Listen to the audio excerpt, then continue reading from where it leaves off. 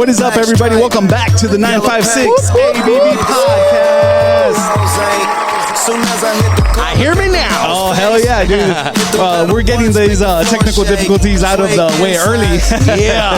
But, yeah, man, I want to give a quick shout out to our motherfucking sponsors. Shout out to the Landmark on Tower. We are here right now, as you can tell. Well, I don't know if you can tell. You can't see the beer wall today, but you can definitely see Salma Hayek. fabulous Salma Hayek behind us. Shout out to that. Does she come out? She does come out. Okay. Yeah, man. So come on down to the Landmark on Tower. You know, where friends become family. Where friends become family. You hear us talk about it all the time.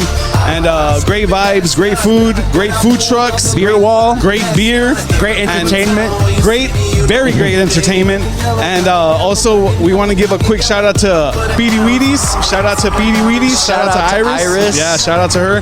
Go ahead and hit her up on all social medias: TikTok, Facebook, fucking Instagram. Fucking. If she was a wrestler, her name would be Iris the Virus. Oh, I'm Iris saying right now, that would be your name. That's some shit you say in like fucking middle school and shit. Nah, but we want to go ahead and give a shout out to her. Go ahead and hit her up. 10 plus flavors of all michelada, man, and available for deliveries. Just send that message. Yeah, go ahead and hit her up. And also, we want to give a quick shout out to Nature's Joint. Shout out to Nature's Joint out of Elsa, Texas. Yes. Go ahead and hit them up on Instagram for all your premium CBD products, CBD needs. They help with like pain. They help with all that shit, all that stuff. Yep. Everything, dude. Go ahead and hit them up. Shout out Nature's Joint. Follow them on Instagram, Nature's Joint 06. Yes. And today we have a very, very, very special guest. We got the one and only Danny Chance in the house, owner of New Breed Wrestling. Oh yeah. Man, this is gonna be fucking awesome, bro. Oh yeah. Thanks a lot for coming by, bro. I appreciate the invitation. Thank you guys. Hell yeah, bro. Like, yeah, I'm so excited. I'm ready to do this and promote my shows, promote my school, promote the promotion, and promote you guys. I mean, I want to see all my people liking and sharing all your stuff too. Let's go. Dude, hey, appreciate that shit for sure, bro. Yes, dude. Speaking of the school, New Breed School of Wrestling. Yeah. Hell yeah, dude. Owner of that. And is that the first school in the RGV of wrestling? The first official American style professional wrestling. Oh, nice. Yeah, American style. American okay, style. That's a question we had also. Oh yeah, dude. I wanted to talk about American and the Mexican style of wrestling and stuff like that. Yeah, we'll get into it. But okay, so then the first American style wrestling. Yeah. In the Valley, No, nice. The 9.56, yeah. Hell yeah, bro. Shout out to that. Once again, Danny Chance. 2019, baby.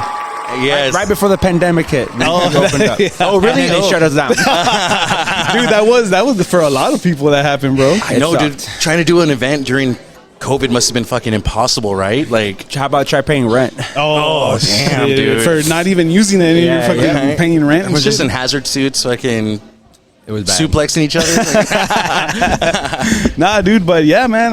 Welcome and New Breed Wrestling, bro. Yeah. Like how did that come about, man? How did New Breed Wrestling start? First of all, bro. It started with me and my brother and my wife buying Wrestling Revolution from the guys that were running shows at Cine Rey, and I was helping them out. Oh, okay. That was a previous promotion. Yeah. Oh, okay. We like legit. Shit. We bought it from those owners. Because I've been wrestling. Like I was 17 when I started. Like as soon as I hit 17. Damn. Oh, really? I was training. Like, well, how old are you right now? 29. So this is 20. Oh, you're 12 years. 12 years wrestling. Hey, shout out to that. So that bro. was okay. That was fire. one of my questions. So then, obviously, before you, if you're already in the mindset where you're like, I'm going to start my own, you came through like the ranks, right? So like, what were some other promotions here from the Valley that were like around that like you were wrestling in when you were coming up? It was just Wrestling Revolution. Oh, really? In McAllen area, and then they had a couple shows in Harlingen or like Mustang Lounge. I think. Oh, okay, yes. In Wesco, right? Wesco, yes. But then if you go to Laredo, there was Laredo Wrestling Alliance, and then that was it. There was like San Antonio, Houston, Austin. That area, like what? Down here, Damn. if it was American style, it was only Wrestling Revolution. Oh shit! Oh yeah, and then you guys bought that out. You guys we like bought the top them dog. out. Yeah, we bought them out. They were done. What made you do like were they like trying to pitch it out already or? So yeah, because like there was about six or seven of them, but a core of 6 of them.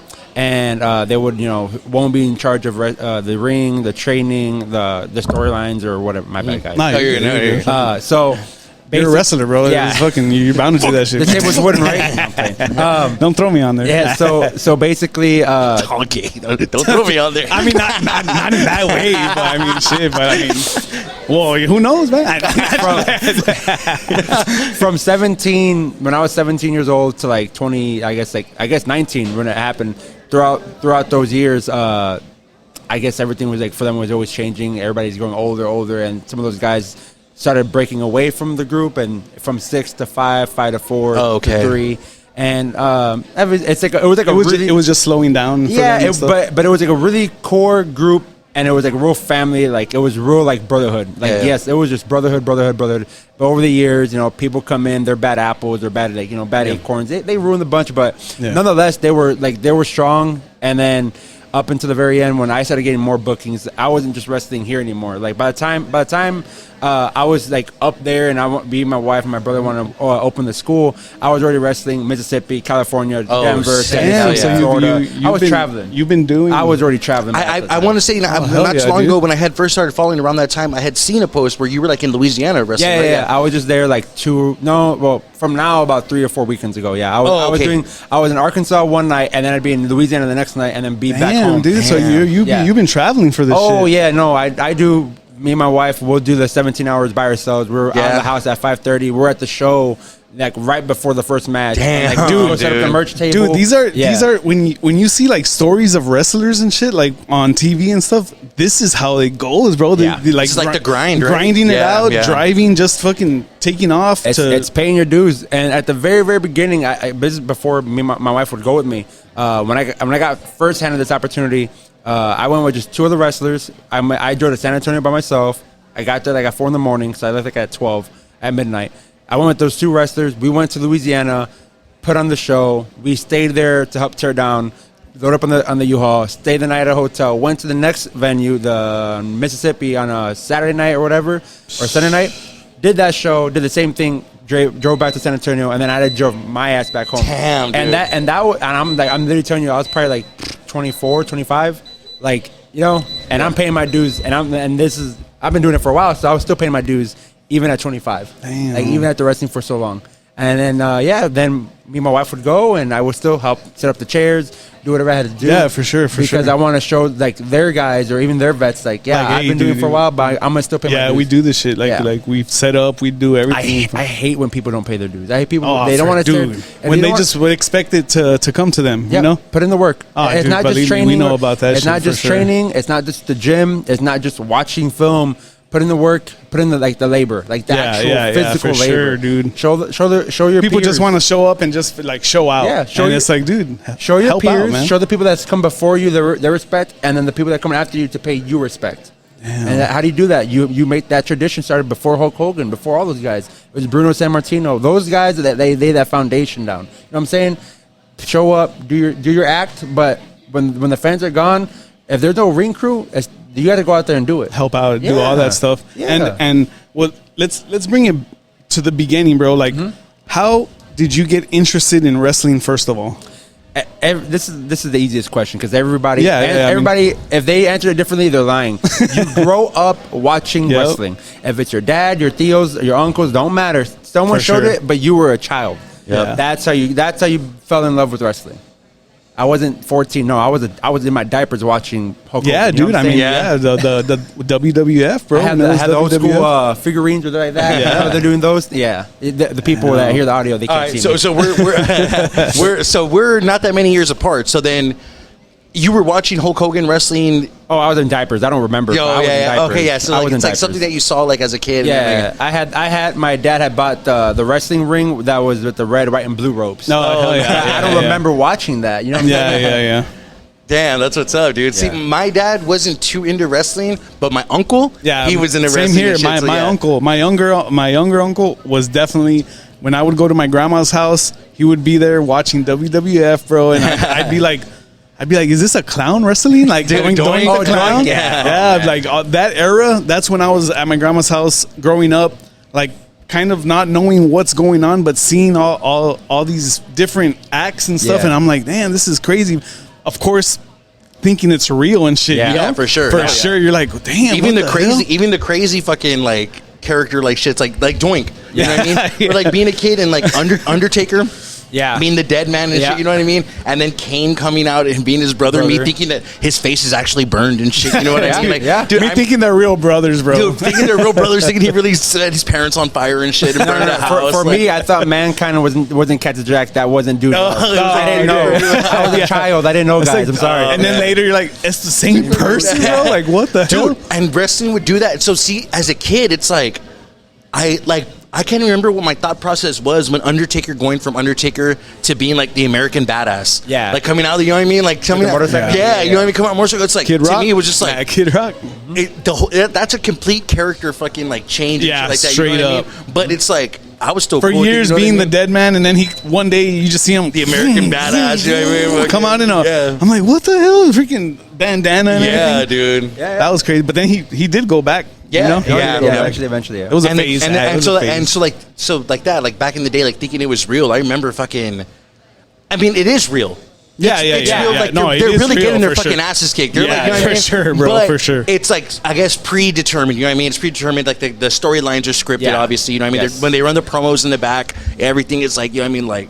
Dude, but not knowing that was crazy. I know, dude. Bro. And being a kid and being like so into it, dude.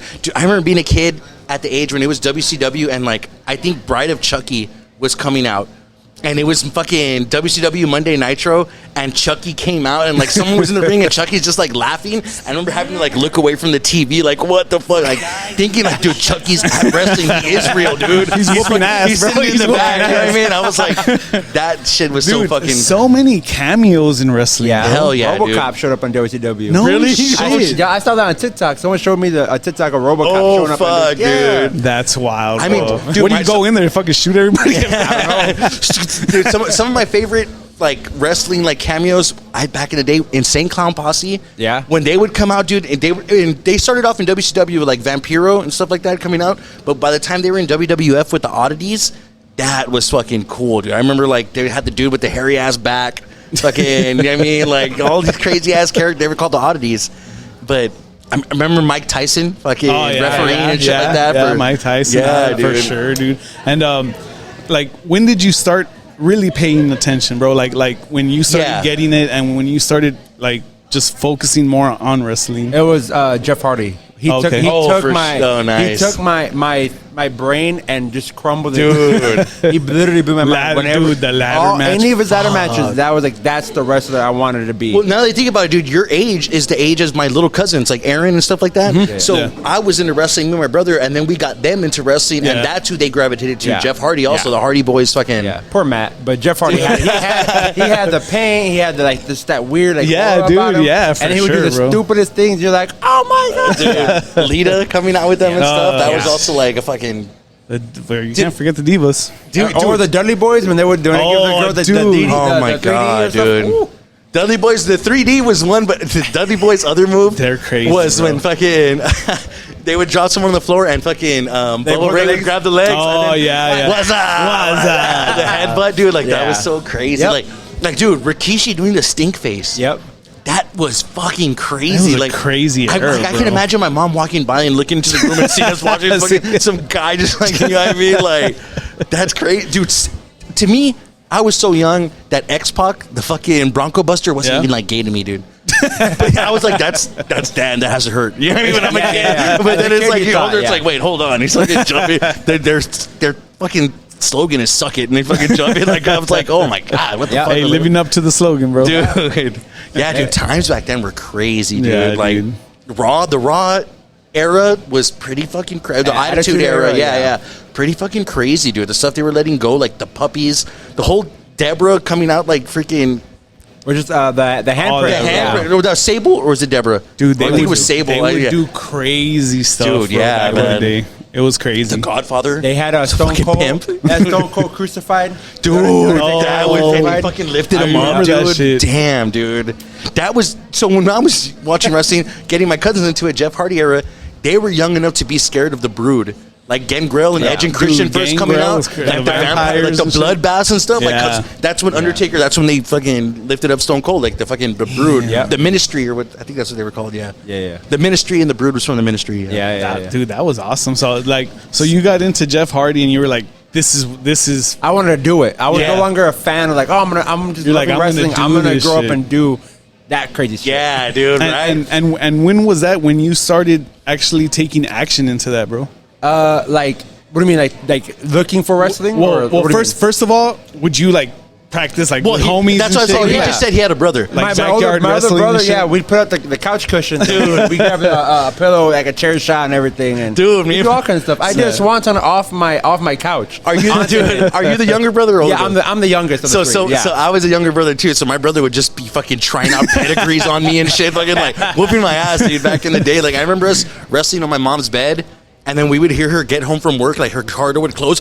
We'd jump off the bed and like fix the blankets Yeah. and run into our room, like oh shit, we got rock bottom, Yeah, stunners, and everything. dude. Oh, that shit, dude. And then being a kid, like imagination, like picking your, like we would wrap towels around our knees so they can look like knee pads and stuff. You know Yeah, what I mean? dude. Like Yeah. freaking like. Well, but then like at recess, if you ever score like a touchdown or a home run, or you get to home plate and you do the suck it, but dude. you don't know what you're doing. Yeah, dude. right. You don't know how offensive See, that you're gonna go to the is. principal's office. Like, for what? Honestly, dude, Dude, I was a fucking kid suck doing it- wrestling shit. Suck it didn't mean you did not mean like suck my, you know what I mean? No, Like I no. was just like suck it was like fuck you. Yeah, you know what I mean? yeah, Like yeah, which yeah. is kind of how they meant it, but like they Yeah. would kind of get really into it. Like Oh yeah. I remember this dude. one promo that The Rock did where he's talking shit about DX, and I think he had like locked the Road Dogg Jesse James and Billy Guns and New Age Outlaws. He like locked them like in a closet. He's like, I locked down in the back. They're probably back there sucking it with each other right now. And I'm like a kid, like, what the fuck, dude?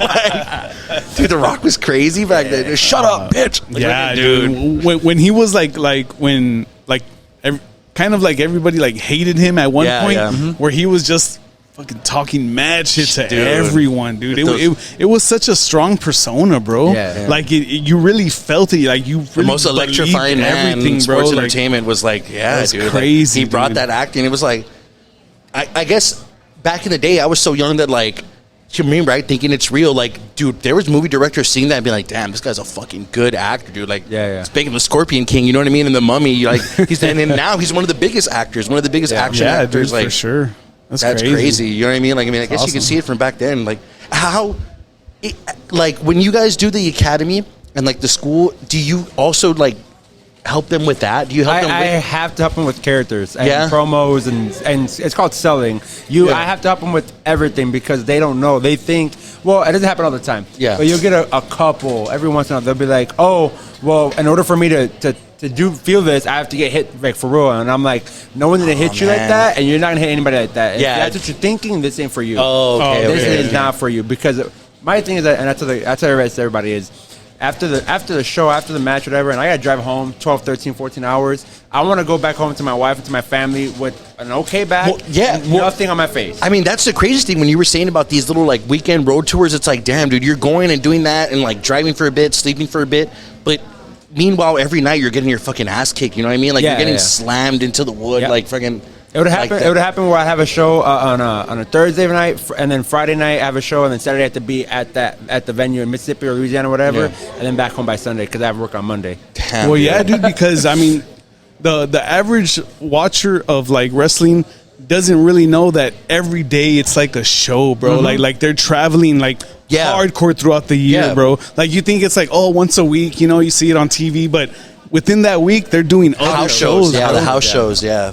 That's crazy, Yeah, dude. That That's a grind, I bro. remember being a kid, like WWF in your house. I didn't know what that was until like I started getting older, and like once I got, honestly, I think what it was that made me lose wrestling was like the internet. Yeah. Once the internet came in, it's kind of like, wait, I'm seeing videos of them like getting off of the plane and they're not acting like the character, right? Like it's like, wait, what? And like I'm like, Yeah, well, what's nah, going that's on? nah, fuck You that. started I'm like, seeing the more real dude, life. because I remember being a kid and like so into wrestling. Like when internet first came out, we would go to my friend's house and he had a printer, and I would just go to WWF.com and the wrestlers had their headshots, and I would just like print out Kane so I can put it in my school binder and like have it like. That was like, This is math, dude. Kane, A crazy thing about putting everything into perspective for you guys is imagine you're doing that. That's your daily lifestyle, right? You go and you're performing. You're putting on a match. That match is, let's just say, at most 20 minutes. Yeah. How long is the drive from town to town, city to city? Especially in Texas. From here to San Antonio, it's 3.5, 4 hours. Yeah, Let's say I dude. had a show tonight or today. I'm driving 3 to 4 hours to get there, having a 20-minute match, and then driving 3 to 4 hours back. Yeah, Think about the dude. ratio. And yeah. now I'm driving to Mississippi or Louisiana for a 20-minute match. I'm doing Damn. 15 hours of driving for 20 minutes to make some money off my merch and make good memories. Like literally, that's it. And I have to drive right back home. You got you gotta love it, bro. You have to. You have to Yeah, love that it. shit's for the love. Like, I mean, that's Yeah. like how, like, so us, like, we're musicians. Yeah. So, like, our thing, like, aside from being like a normal person, like going to work Monday Yeah. through Friday, you know what I mean? Like, aside from that, it's like producing music and Yeah. stuff. You know what I mean? Or the podcast, doing the Yeah, podcast. yeah, I mean, yeah. we used to be in bands. He was like in bands and stuff. You know what I mean? Like, that's getting out that like creativity or whatever you want to do. Just like produce something. You know what I mean? Like, give something to someone. Like, making music so people can hear. Like, for you, putting on a match for people's entertainment. Like, that's real entertainment, dude. Yeah, I had oh, yeah. It's like, there's been 2 times I had to make that drive by myself. Like I drove 15 hours, but that's just 15 hours because I had to stop and sleep, Yeah. drive Yeah, some more, yeah, stop yeah. and sleep, put on a show, and then drive back home. Yeah. And that's like, those sucked. But looking back on it now, I'm on like I wouldn't have traded any of the Yeah, time yeah, all that because shit because adds that for shows sure. that shows my peers, that shows everybody like, hey, like. He's if willing. if I can do it, you can do it. There's no excuse. You're in the valley, and we're gonna pay you whatever to go drive to Austin. Well, it's a 6-hour drive, or whatever. Hey, motherfucker, I made the drive. They made the drive before you, before me. You can make that drive. There's Yeah, no one holding you back. It doesn't matter if you're in the valley or Laredo, especially or if you're from Brownsville. Edinburgh, you can Yeah. make it to Brownsville. Just, you know what I mean? just Like, if you- go. Just Yeah. go. I tell my guys, People just try go. to find excuses, you know. Yeah. I'm gonna go to Austin and I'm barely starting out and I want to get paid like $60. Like, hey man, I know that's like not worth it, but Yeah. you're new. Pay your dues. Pay your dues, Go yeah. make Sure. that $60, put it back to gas, and make the sacrifice. Because I had to do that same sacrifice back in 2014. Yeah, 2015. Yeah, dude. I mean, if you're For just sure. starting, I mean, I feel like if you're just starting in anything, trying to get like a monetary, like trying to get money out of it, and like Not that's not realistic. Nah, you gotta- I mean, you not Make gonna a name get for it. yourself. You have to make Yeah, a name yeah. for yourself. You got to put in work, bro. to be able to make money later down the line. You know what I mean? It's like, I mean, that's yeah. I mean, that's the goal for, For sure. sure. And there's still some people 2022 2023 that still don't understand that, like when you break in, you are learning, you're not going to make money, and they think, oh, I'm gonna, I'm this and this, I'm gonna make money. Like, hey man, like I tried telling you, but whatever, spread your wings and fly. Go for it. Just don't mention my name then. That's so it. like with with Revolution Wrestling, right? Yeah, Wrestling Revolution, yeah. Wrestling Revolution. My bad. With them, like when it was like when you said people were like breaking away from the group, like the 7, and it started like dwindling down. Yeah. Were they breaking off and trying to do their own thing, or were they just like, No. I'm done with this? I'm already like, They were just done. They Yeah, had okay. Marriage and Yeah, yeah. kids. They want to Yeah, settle yeah. down. They then their real jobs take over. And I understand, like everybody, it's different for everybody. Yeah, for and sure. for a good chunk of them was, their baby had already reached its height in 2014, 15, 16, And it's like- and then now it's like they see in 2017, 18, 19, but it's right before the pandemic, they're like, we're not going to get that back. We're done.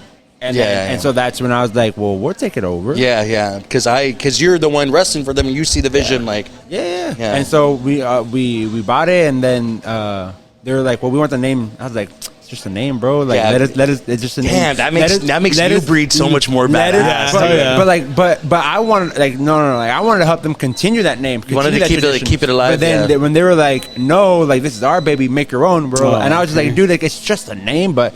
All right, we already have something. Like it's all good. you New know? Breed, and New Breed is kind of like a fucking man. Yeah. How'd you come up with that name? So it was me, my brother, and 2 other guys. Back when we were at Wrestling Revolution, we were called New Breed, but it was Novum Genus. It was Latin and Greek or something like that.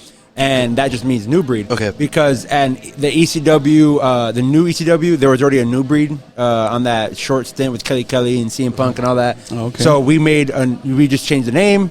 And then from there, we just had it, and then we had our moments and everything, and then now years later, it's like, hey, we have a school, New Breed School of Wrestling. Oh, well, hey, take over the promotion, whatever, but like change your name. Well, then New Breed Wrestling. Like we already have a school. Oh, so the academy was around before you. yeah, Oh. before the official New Breed Wrestling, like the promotion, the school was already around for like a year. Oh, yeah, okay. okay. So that was like what 2018 then when you started the. 19 was a school. 2020, 2021 was when we officially okay. made it from Wrestling Revolution to To New New Wrestling. Breed. Oh, okay. Oh, that's okay, dope, nice. dude. Hell yeah, dude. Yeah.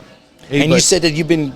Oh my bad. you want to get into a Let's little do it. cervezas? Yeah. Yeah, we're gonna go ahead and try this shit. This is 8th Wonder Brewery, Okay. and this is the Wild Berry Haterade, and it is a fruited gose. So shout out. How much alcohol is? Are you a craft beer drinker? So I'm like I was telling Anthony here, right? As when I met you guys, it was I'm not really much on beer. All I really know is like Bud Light and Michelob. So whatever you're gonna show me, it's for sure. This one's light, bro. This is a 3.3 ABV. Oh, then it's super light. It is a salty sour. And it's handcrafted in Houston, Texas. Yeah. Texas represent. Hey, hell yeah, Texas beer. Shout out. Dude, my cup is like a foot away from my face, and I smell it already. Yeah, dude. It smells fucking Cheers, good. bro. Cheers, brothers. Thank you for having me. Hell Yes. yeah, man. Oh, that's not bad at all. Oh man, that's It's real sweet. refreshing. When it's like really fermented and beany or weedy, I don't like it. But Yeah. this is sweet. Nah, this is supposed to be like a nice, like a sourish, fresh, like refreshing beer. You know what? dude. I know This exactly. is pretty I fire. honestly know. I know exactly what this tastes like, but it's probably such a fucking far like back. What is it? There used to be back in the day, like '90s. There used to be these toys, or like a toy. They would sell like fucking eating toys? Toys R Us. No, it was called creepy crawlers. Okay, yeah. You would make the candy, like it would come like in bags. You would mix it with water. You would make like gummies, like with spiders and snakes. Yeah. Dude, Yeah. I definitely remember. that is what this would taste like after you would mix it. I Honestly, guess so. I feel Yeah, like it's that taste is coming to me. My now. brother had one of those. Yeah, for real. it's like tart. Man, it's like nice. yeah, it is good, dude. Yeah, Shout out to Eighth Wonder, man. Eighth No, Wonder Hey, you can Brewery. fill my cup up, bro. With this. Oh, Legit, dude, fucking this is let's really good. do it, bro. I'm gonna be honest. That is exactly what this tastes like, dude. If anyone has a memory of those creepy crawlers, this tastes like Yeah, that. hell yeah, dude. After the show, I thought you were eating toys and shit, After bro. the show, you can tell me where you got this from, like legit. Oh, yeah, hell yeah, bro, for sure. Haterade from Eighth Wonder Brewing. Nice. I have a lot of haters, so this is perfect. Nice. Black and yellow, black and yellow, black and yellow. Hey, there you go, bro. Hey, so that's like your intro song, right? Yeah, when I'm a good guy, yeah. Dude, How often does that change? Yeah, for sure. That's what I well, was like- gonna ask. I don't want to. Okay, so yeah, like I was when I was first starting off, I was a good guy for a good chunk of I guess like the first few years. Once I got more confident and I could grow facial hair, like I was Become like, a bad boy. I become a bad boy. So it was like 18. I was like around 19. So from 17 to 18, I was a baby face. I'm not gonna lie. People at home they could figure it out. Baby face. So a baby face is a good guy. A heel is a bad guy. I was a baby face for 2 years. I became a heel when I was 19, and I was a heel for about another a year and a half, 2 years, and I just flipped and flopped for a little while, and then 2019, right before the pandemic hit, I was a baby face like through and through. Everywhere I go, I would always be a baby face. I didn't want to be a heel Up no until more. then, you were heel. You were running heel for like For a good, I was flip-flopping. Oh, But once I opened the school and once I was doing more traveling for Mississippi and other states and everything, other promotions, I was a babyface through and through. I didn't want to be a heel. I had a lot of merchandise, and as a babyface, if I can sell like my character, I can make money here. You know what I'm saying? The promoter paid me for the gas. Thank you. But the money I'm making extra is from the merch table, and I have people lining up, like literally lining up. Damn, dude. And I'm like, yes. Like, I mean, hell yeah, dude. I mean, it makes sense honestly because, dude, when I was a kid, I didn't know the difference between babyface and heel. Yeah. Good guy, bad guy, right? Yeah. The good guys, the bad guys, right? But I would be playing wrestling games, and when I'd be playing wrestling games, my favorite part of the wrestling game was create a wrestler and making your own wrestler and shit like that. And it's like right before you finish, it's like, are you babyface or are you heel? I was like, I don't know what that means. What is this? All I know is that pick one.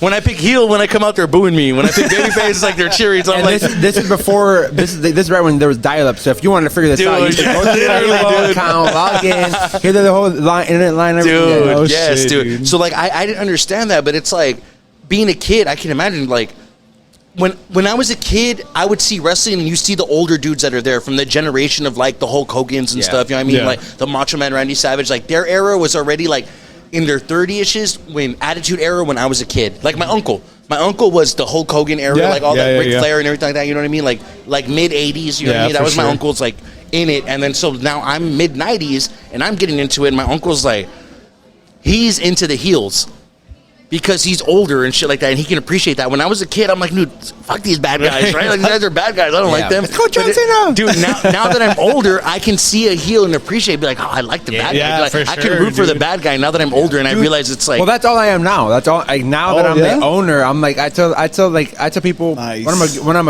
a baby face, I'm Danny Chance. Hey, let's take a chance. Like I tell the kids, like, yeah, of course, right? Yeah. When I'm a heel, I'm Vince McMahon, Danny Chance. I'm like, you ain't got no chance in hell. Oh, no. I don't care who you are, how big you are, how strong you are, how weak you are. I don't care. I'm gonna whoop your ass. Yeah, the corporation. No ifs, ands, and buts. I'm gonna whoop your ass. And then, okay, so when you're a heel, does the theme music change? Yeah, but I just always mess with it. Like right now, I'm y'all watch anime? No, I've seen. This guy's I'm more familiar. anime than I I don't am. watch it. I'm familiar. Well, the latest Attack on Titan season, there's a song called by Sim. It's called Rumbling. That's the song I use right now. Oh, really? Yeah, it's real badass. I like Nice. legit. Like I'm into metal. That song fucking hits. Bro. Nice. We'll probably end with that one. Yeah. What are some bands you're into? What are some like music you listen to? A Day to Remember, Amity Affliction. Oh, fire, bro. I like A Day to Remember. Yeah. Fucking shit. I gotta open up my Spotify or whatever. Like, what's But yeah. It, like for real, it's a Day to Remember, the Amity Affliction, I Prevail. Like I'm really into the last album, True Power. I rock with that, man. Oh, yeah, yes, I know that's okay. And then like I listened growing up, my brother and my family, we grew up in Chicago. Oh, no so shit. we're not from like here, but we're native Mexicans because we go to Mexico every December. So I grew up listening to like DMX, Lil Wayne, and like rap. Yeah. So like. For me, like, if I'm ready to go, let's go. Like I'm ready to work out, whatever. Yeah.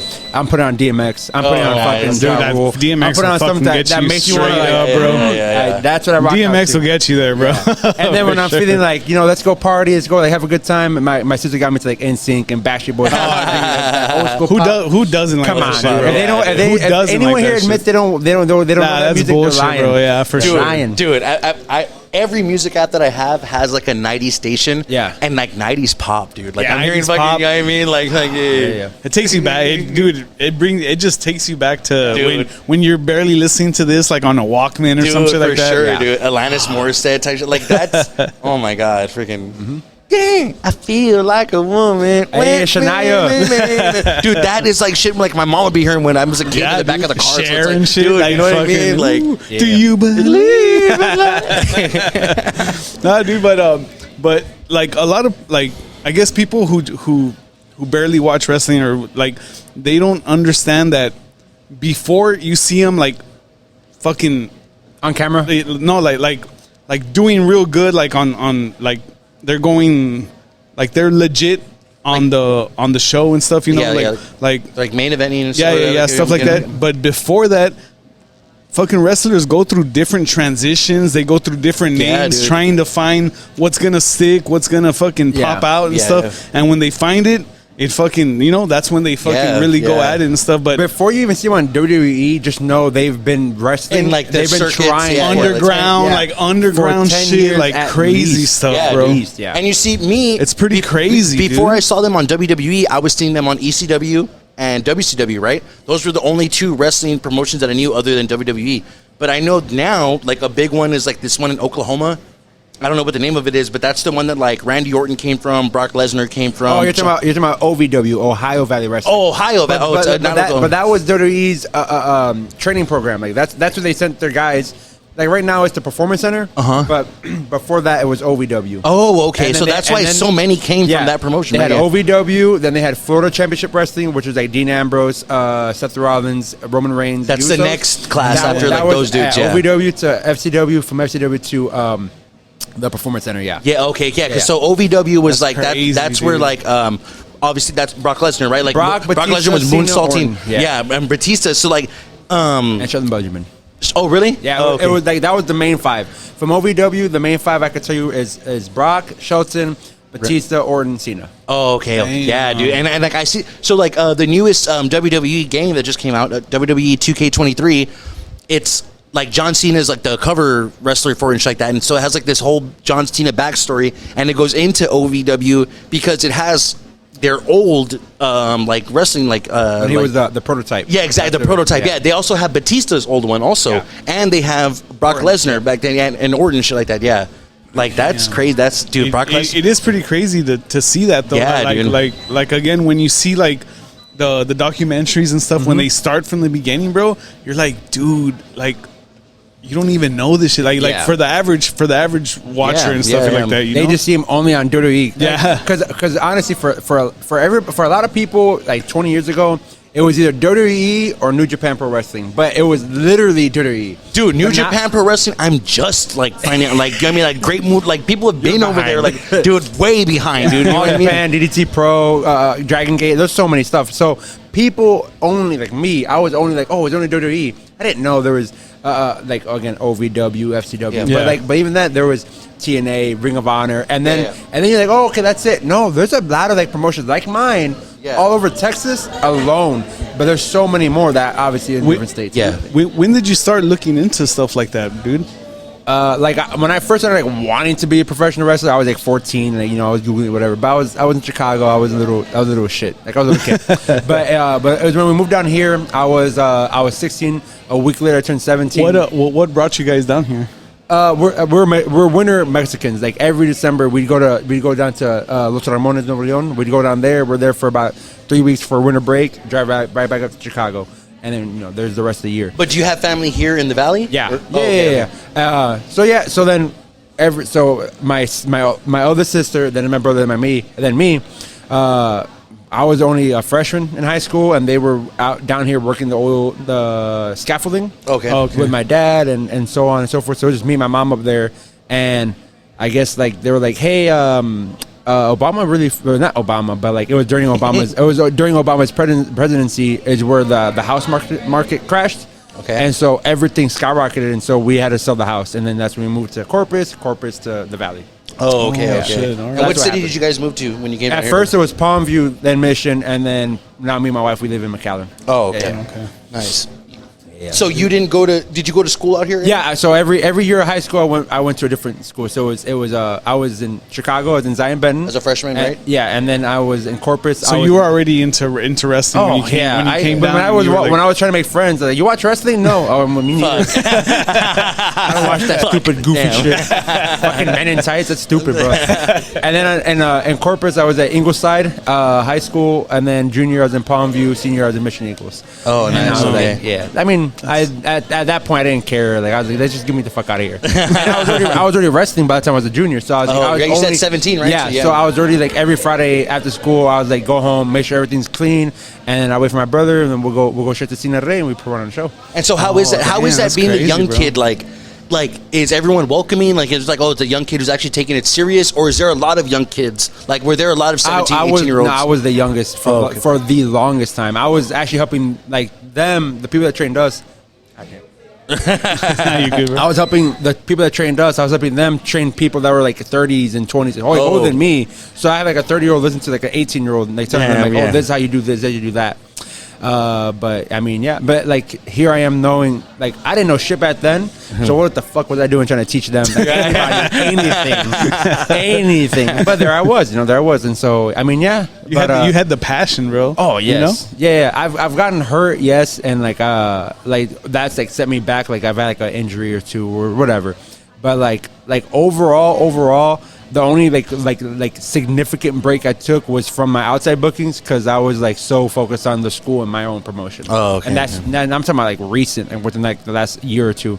So I was like on the grind from the get go. If I knew now what I should have known then, I would have hit the gym harder. Or like I would have like done more things, like different way of promoting myself. My character would have been a lot like better. Yeah. But I get it now. So and I still get my bookings. So Yeah, fucking dude. I like to make money. Dude, and you guys have been putting on a lot of dope ass shows here in the Valley, bro. Yeah. So we at Cine Rey Wrestling Revolution, it was every Friday, and I wanted to keep that tradition. Try to do Friday nights, weekly shows anywhere, but no one had that availability for us. So we were doing one show a month to 2 shows a month at Brewsome until they shut down, and then we're like, well, we got to find somewhere else. That's when we hit up Roy in the Landmark. It's a beautiful venue. If you guys have never been here, show up. It's the food trucks. Everything here is amazing. The food, the drinks, like everything. The waitresses, the cashiers, everybody here that helps out. Everyone's dope, dude. Everyone is dope. Super kind, super helpful. They're awesome. I will never say a bad thing about this venue because I fucking love them. Oh yeah. So we're here. Shout out to them, man. Yeah, for real. So we're here now. We're here twice a month.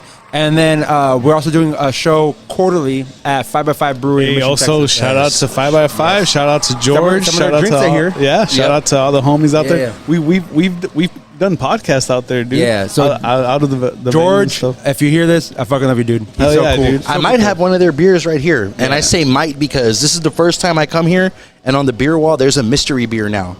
And it's just all question marks, and it doesn't tell If you guess it, you get a prize.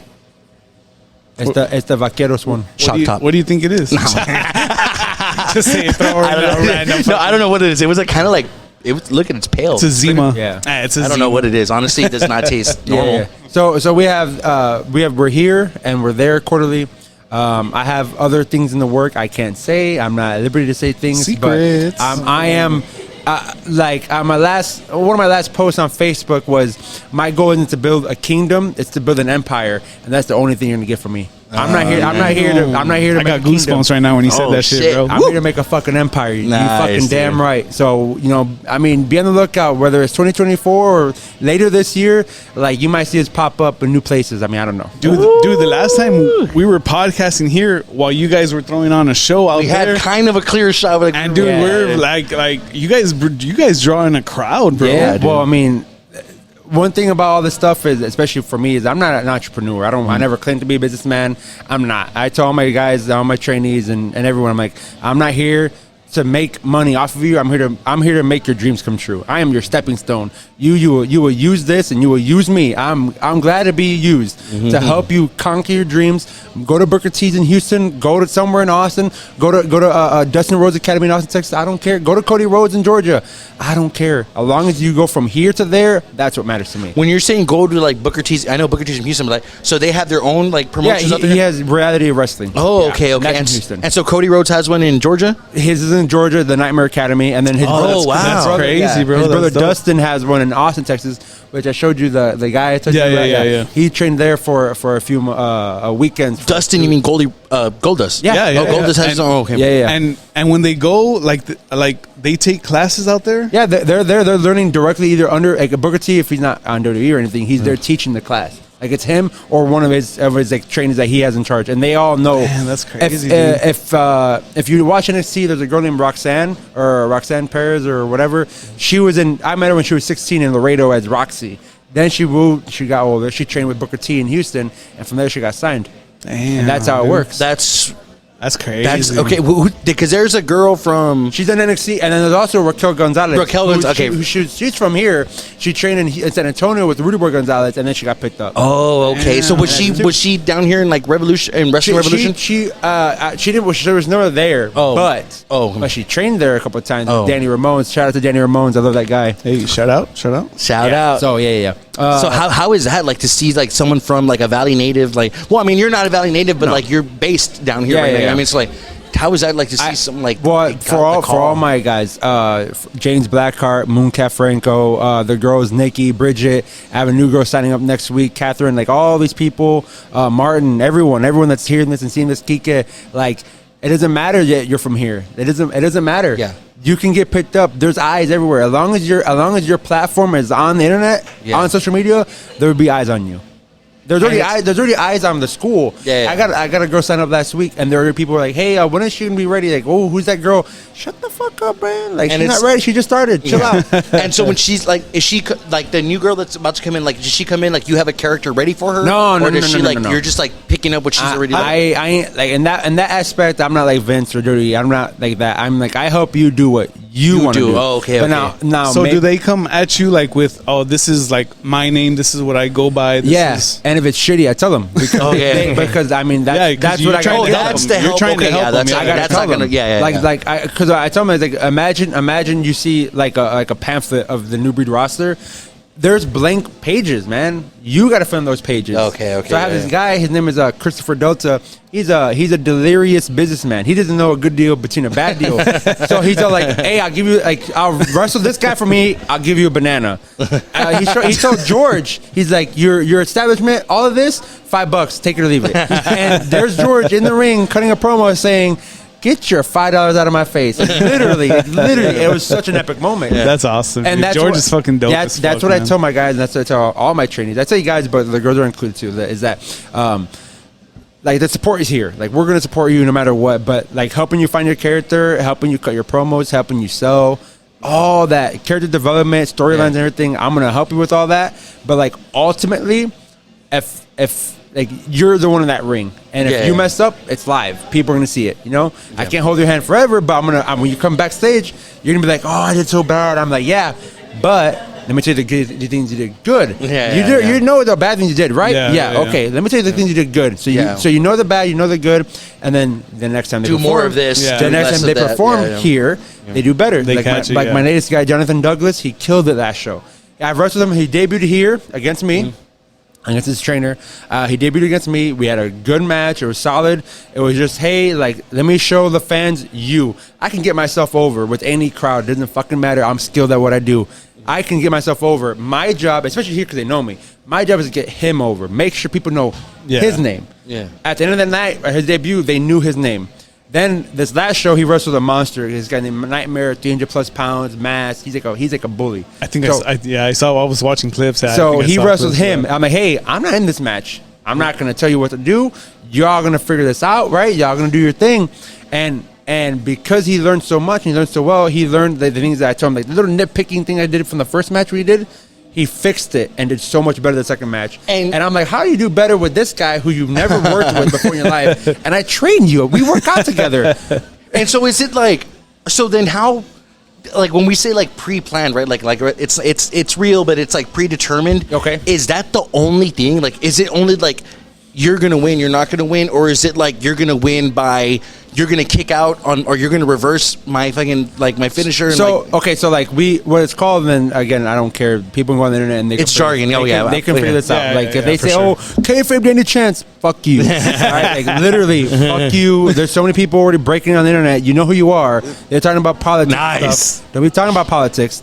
Keep fuck it you guys. Keep it about business. Keep it about the business. Keep it. Don't keep it like that. Keep it real. The real thing is, yes, there's storylines, you and all that stuff, but I let them figure it out. This is what I want. But pick your spots, like they like. This is what I want. This is what I expect.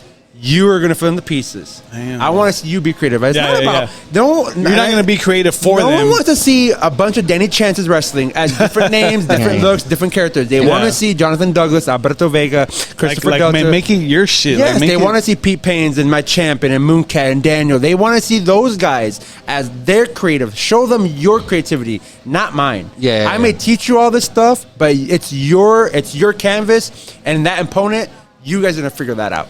This is what I expect from the ending, and this is what I hope for. And so then how does that go? So then they break off together, and they're like, hey, this is what we're doing tonight. Like they're going to go do their own thing. So is that what you're doing before? Like when you're going out for a match, is that what you're doing with your opponent? Like are you guys like kind of going before, kind of like, hey, this is kind of like what I'm thinking, this is what you're thinking? Yeah. So we call it. You call it in the back. We call it in the back, but there's always room for error because everything...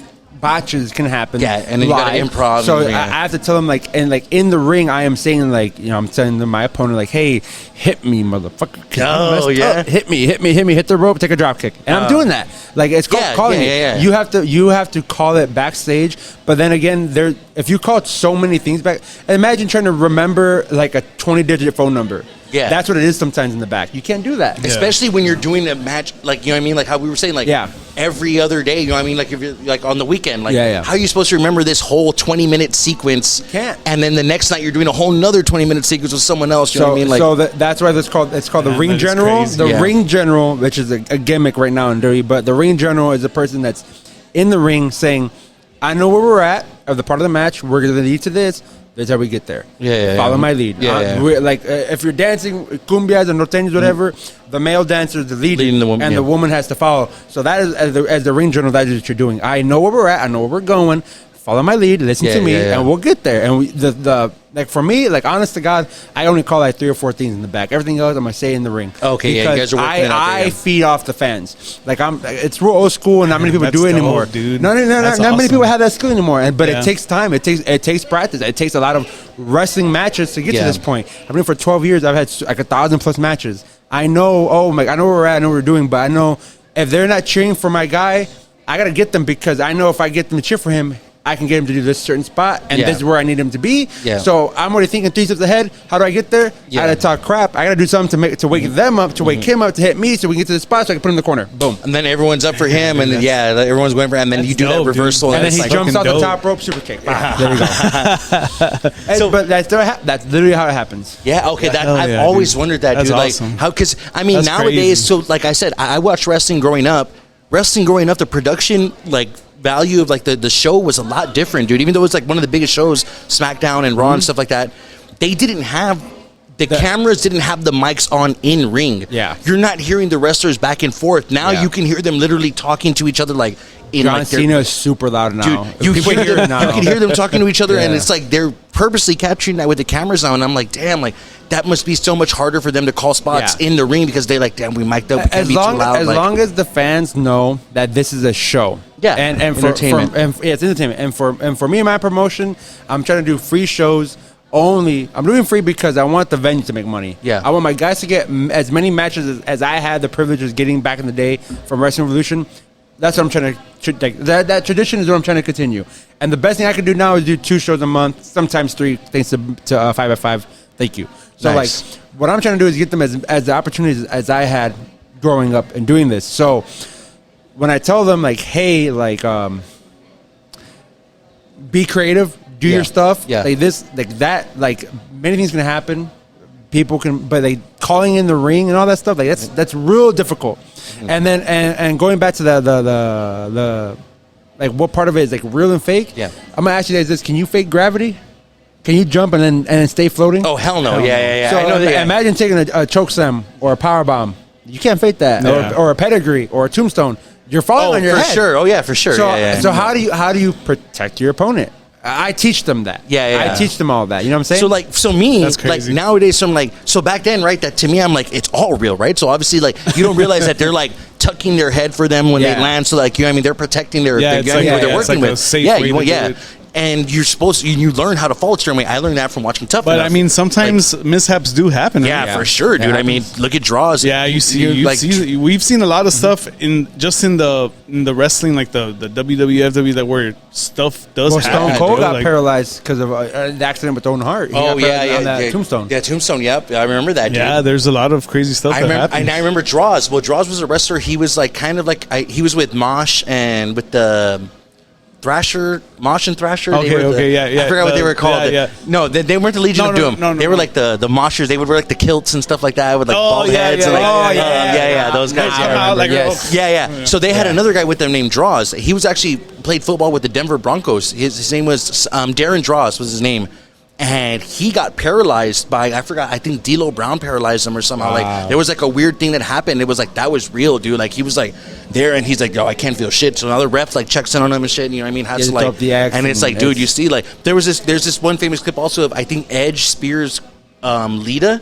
It's like during one of the TLCs, he spears her and her like head clips a certain way, and he saw and he was like, "Oh fuck!" He's like over her, like, "Dude, are you okay? Are you okay?" And she's like, "That," like she was out for like years after that and shit. You know what I mean? Like mishaps happen, and those are botches, dude. And like, have you ever been like seriously injured? Oh before? yeah, so like I've messed up both my knees where they've got to the size of like watermelons. Like I've Holy literally, shit. And was that because like a mishap in the ring? on my or- end, on yeah. my own end, Yeah. I messed, Landing like, wrong or, Yes, like- exactly, and there's no part to my opponents. And I've been in matches where my opponents have broken their legs or their feet and like or their ankles, whatever, and that sucks. So you're like and on them too, like And they like- landed wrong. It wasn't like any like, yeah, you're like accidents happen. Like Yeah, they, yeah, they yeah. And tripped or they and slipped. And they when twisted their something ankle. happens like that in the ring, like, do you have to kind of keep the persona going? You have to, and then you have to figure out like what, like you look around, like what's gonna happen, what are we doing, and then you like tell the ref, like the ref can check on him, and he can't go. All right, like that's the match. Like either pin him or like hey, Like, throw the pin X, him and that's yeah, finish it here, like- yeah.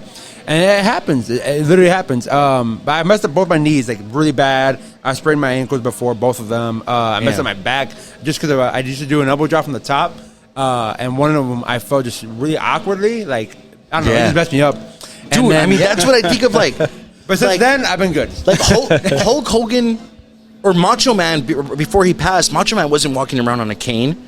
But he was giving fucking top rope leg drops. Like, that was his thing. Like, how do you give constant jump off the top, sit down leg drops? Like, I would figure you're going to be so freaking like... I mean, of what I've seen of wrestling documentaries, the old school wrestlers, bro. They were up on steroids. They were Oh, yeah. popping. Yeah, they were pain pills, all that stuff. I mean, dude, look at Lex Luger. Have you seen Lex Luger recently, dude? Poor man. Dude, like a skeleton of a man, dude. And it's like, what? Like, this was a freaking... Dude, that was one of the... Me and my brother would be wrestling. The torture rack was like the one, dude. Put someone up there and just start crunching them. Like, dude, like, that shit really hurt. Like... and so like that's something that always interested me too. Like now, like being a kid, I wasn't concerned with is it real or is it not. To me, it was all real. Oh, for sure. You know what I mean? Like it was all real, but not knowing that like there's a safe way to do it. But then I see certain moves like nowadays. There's Finn Balor. Yeah. And Finn Balor does a coup de grace, dude. How do you fake that? I'm not gonna tell you. I'll tell you off the camera. Really? I'll tell you off the camera. I ain't gonna tell you. You just have to. TV, you pretend like. To me, I'm like he pretends he locks his legs and then just lets himself collapse, but. It's crazy. Hey, dude. It's Like, awesome. Let us get into this. We got, let me see, where was this? Great Divide Brewing Company from Denver, Colorado. Hey, shout out to Denver then. Yeah, shout out to Great Divine. And this is the Hercules Imperial IPA. And this one's a whopping 9.5. So we're jumping from a 3.3 to a 9.5%, bro. I'm not ready. Hey, It smells good. bros. Cheers, brothers. Cheers, Let's go.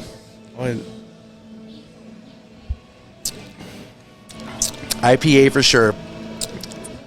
Got that grapefruit. It has a stronger taste than the other one for sure. For sure. But I mean, it's not like super bad. Do you ever drink like IPAs like that? No. Yeah. No. This is my first time. Oh, for reals? Oh shit! It smells good, but it doesn't taste like bad. It's a little bitter. Bad. Yeah, it's a little bitter for sure. Bitter. Yeah. IPA. IPAs, you're gonna get that bitterness. Yeah, these mostly when you get like an IPA beer. You'll have that bitterness. Like, bitterness, yeah. It has a little bit of bitterness. Like I would say, like a grapefruit peel or like a citrus peel, kind of like you get that flavor. It's still damn good, man. Shout out to Hercules. It's still damn good. Great Divide. Hell yeah, dude. Dude, that's awesome, dude. Oh, dude. And have you guys tried the Stone Cold one? His beer? Oh yeah, dude. The Broken Skull. He's tried it. I've tried the Broken Skull. Nice. The first one he dropped. I know he dropped like another like two other different flavors and stuff. I haven't tried those, but I definitely tried the first one he dropped, and it was cool. And we tried it on the podcast. We came into a Stone Cold song, and we fucking drank the beers and shit. Yeah, dude, it was fucking. And the Terramana Tequila, have you guys tried that one? That one. I haven't tried that one. That one's I haven't tried it. You tried it? Oh, nice. The clear bottle, not the brown one. Oh, okay. Dude, and what are some of like the super like dope wrestlers that you have met? Have you met a lot of wrestlers, dude? I've wrestled. Okay, you watch ECW? Yes, hell yeah. You know Sabu? Fuck yeah, I know Sabu. I wrestled with Sabu. Had dinner with Sabu. Damn, I hung out with that's him. crazy. Like y'all were like we had a show. No, we wrestled with each other. Oh, y'all were teammates. Yeah, we teamed up. Oh, That was dude. wild, bro. Super cool. Yeah? Like, that was awesome. Like that was awesome. Damn, Sabu, dude. When I was in Florida for a couple shows, do you know Evan Bourne, Matt Seidel? He did the shooting star press into the RKO. Oh shit! Off the top, you that remember just that sounds crazy, Yeah. dude. He tied it with Kofi Kingston. Do you remember? Like, if I'm telling you, give me that. No. Evan Bourne. The name rings a bell for sure from wrestling. Yeah. I cannot put a face to the name. I met him in Florida, and he had nothing but kind words to say about me and my match and everything. But I'm looking for critique. Like, tell me what to improve on, good sir, because you're on WWE. You made it to the big leagues. And he was just like, no, good shit, man. Real good stuff. And their selling was this, and your strikes. I was like, yeah, awesome. But how did I make it to where you were at? Like, come on, dog. Damn. Show me the ways. Yeah. And the people you've met with, they've been super cool, like in person and shit. All of them. Yeah. I mean, that's a brotherhood. You know what I mean? Like, yeah, wrestlers, I guess so, that's like a sure. certain type of like, and I guess like for people like them, like seeing someone like they're like a wrestler who's already made it, right? Like let's say like we're asking, right? Someone who's already made it to either AEW or even NXT, like WWE. Like if they've already made it there, like if they're being televised, it's like you've kind of gone over the hump and shit like that. So it's like I'm sure they've seen everything, right? They've seen wrestlers like people that aren't taking it seriously, people that are doing it because. For sure, they'll be able to tell. Being younger, watching fucking Tough Enough, you saw the people that entered the show, whether that's fake and they were actors and shit like that. Like, I don't know, because that's all production shit, right? But, like, there were people there that were literally like, oh, I'm just here because I'm pretty and I want to be a diva and stuff. And it's like, you're in it for the wrong reasons. You know what I mean? Like, you're not going to take it seriously. You're not going to fucking grind. And there's that famous episode, dude, of Triple H giving them, like, the reality check, like, in the ring and shit like that. Like, fucking, you see your family, like, you're on the road for fucking 320 days of the year. Like, that's 30 days for you to be with your family throughout the whole year. Like, you know what I mean? Like, are you willing to do that? Like, your wife's pregnant and shit. And it's like, damn, dude, like, that's a big commitment. Like, so when you're signing wrestlers onto your shit, are they signing as in, like, they're committing to do 2 matches every month, like the way you guys put on? Or, like, what comes with that? Like, what comes to, like, signing to New Breed Wrestling? So, if that's what you're talking about, like that's like WWE area, AEW, New Japan. Yep. For everybody else that's not quote unquote signed, they're independent contractors. So if someone wants to book me, they're not going to book me for 5 matches. Or hey, are you available this for date? the night? Can you make it here? And how much do you want to get paid? And then I tell them my fee. If they can honor it, great. If they can't, all right, no problem. I'll go on to the next guy, and I'm gonna go on my way. Like, it's fine. Yeah. That's how it works. Like, if you're not signed, it's like, hey, you're all independent contractors. You want to make a name for yourself, make a name for yourself, make a name for myself, and that's it. The bigger your name, the bigger you are as a draw. It's like saying you're not you're the opening band to the main event band, right? Yeah. Who's the draw? The main event. So you, as the independent scene, you're trying to become that draw. You gotta make a name for yourself, promote yourself, advertise yourself, build yourself up, and become someone from undesirable to undeniable. That's what they call it. Is there people that, like, you came in babyface and then eventually turned heel? Did you do that, like, consciously because it would be harder to get over as a heel, like, just starting? Or are there people that come into it right away heel? So, well, it depends, because traditionally you want to start off as a babyface, because the heel, they're the ring general. Oh, heel okay. is the one telling you what to do, where to go, and all that stuff. But for me, I started off as a babyface, yes. But for a couple of my guys, I started them off as heels because I trusted them enough. You know. Oh, okay. They didn't grasp the entirety of it, but they grasped it enough to understand, like, hey, even though I'm kicking your ass, you're gonna tell me what to do. Yeah. And that's fine. Because as a babyface, I would do that too. I would tell the guys that are beating me up, put me here, put me there. Yeah, You got to do this because I got to work the fan. Like, what are you doing? Yeah. What are you doing? And then I just cut them off. Like, hey, you're messing up, kid, or whatever. Damn, dude. Come on, bro. Like, you're fucking 40. You're messing up. You're 30. Yeah, dude, it is so dude. interesting to me, dude. Like, very interesting. I can only imagine playing live on stage and, like, you're, like, off a tune or something. But, but your brain is going a million miles per second, right? Yeah. Put that in the ring. You're thinking, like, they're moving so fast or they're so slow or whatever.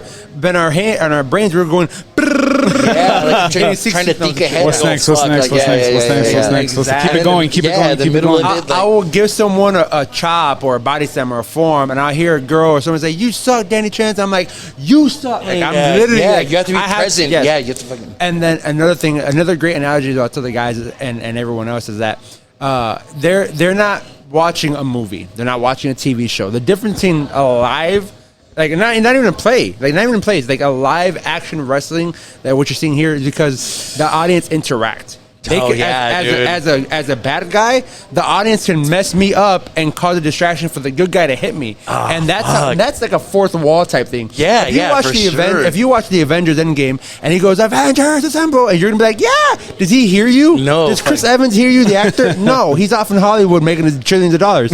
But me as a performer, if I'm hitting someone and I'm beating him up, and then you're talking crap to me, and I'm so distracted and talking back to you, a mere like small fan, a peasant, and I turn around, and this guy's standing up, and he's like 6'4", and I'm like, oh, fuck, I messed up, you know, and that happens. But that's all part of being a performer and a wrestler. That it's not just about wrestling. Bro. It's the character. That's to me, dude. So dude.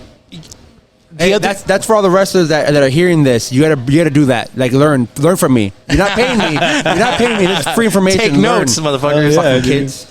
Dude, no. Like seeing you guys out here the other night, or when we had first met that night when we had met, that was my first live wrestling match ever.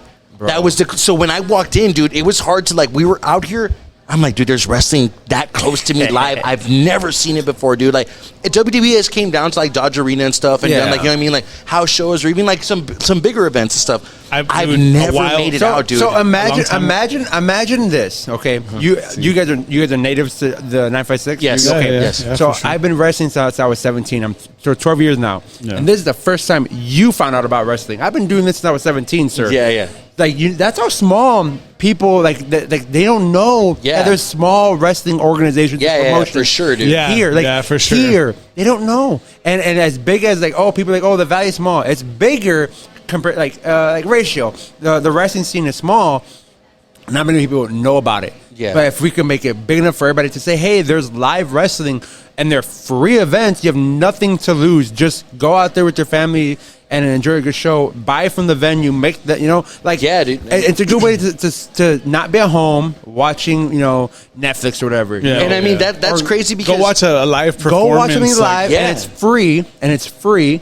And give your kids something to be mesmerized by, Dude, Yeah. that's And- all. That's definitely Dude, his son. literally, His dude, son's getting into wrestling. It's so like as a baby face, my character was so. It was like after a while, I started learning my character. Like I literally at the end of it, as a baby face, I learned I can just do John Cena, but as my own style, and it worked. Yeah. It was like a home run. I knew I was like, it's in the bag. So I had little kids saying, "Oh, back in yellow! Oh my God! Hey, you're my favorite. Daddy Chance, take a chance!" And I had a wristband that said, "Believe in yourself." Take a chance, Dan. The positive, the fucking take a chance. Captain America. My sleeve Captain says, Planet. Yeah, my sleeve says now or never. Like, this is your moment. Seize the moment. Do it now. Dude. And now I'm a bad guy. Is you got no chance. This is now or never. Like you have to do something or you're gonna lose this match. It's a complete opposite. But it's cool because when I'm a babyface, I like little kids would love me. Little girls, oh my God, kids, Dude, like, coming out of- teenagers, oh my God, you're my favorite wrestler. You did this, or you did an RKO, you did a front to the outside, or whatever. Like, yes, that's great and all, but it's the character is what's going to make fans love you. Yeah. I grew up loving Jeff Hardy because of the stupid shit he would do, and Yeah. it's great and all. But the fans now, they love John Cena for the things he did outside of it. Yeah. They love The Rock from outside of it. That's what they're drawn to. They Yeah, love Roman yeah. Reigns from all this stuff. And it's not about the moves necessarily; it's about the character. Yeah. How can you get the 4 basic emotions from the fans: fear or anger, happiness, sadness, or laughter? That's it. If As you long get as you're one of making those them, 4, as long as you're bringing something Dude, out of them, you're doing something get one of right. those Growing four. up watching wrestling, I've definitely felt all that shit, bro. I've Right? hated people. Fuck I've been yeah, like, why the dude. fuck is this guy doing this? Like, Dude. fucking crazy, bro.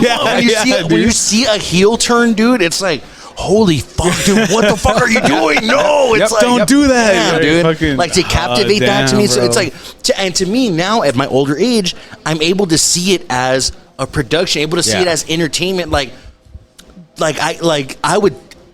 Fucking million times to one go see a wrestling match versus going to go see like a Broadway play. Oh yeah. You know what I mean? But Fuck it's yeah, around the dude. same thing. It's a fucking performance that you're going Yeah, to go watch, yeah. and it's like, you know what I mean? Like you're just But getting the- out of reality for a bit and just getting taken into something. Can for a the bit. Broadway interact with the I've never seen a live Broadway. I've seen plays like in school and shit. Yeah, whatever. me too. Yeah, But that's the only thing. But like, can they like literally?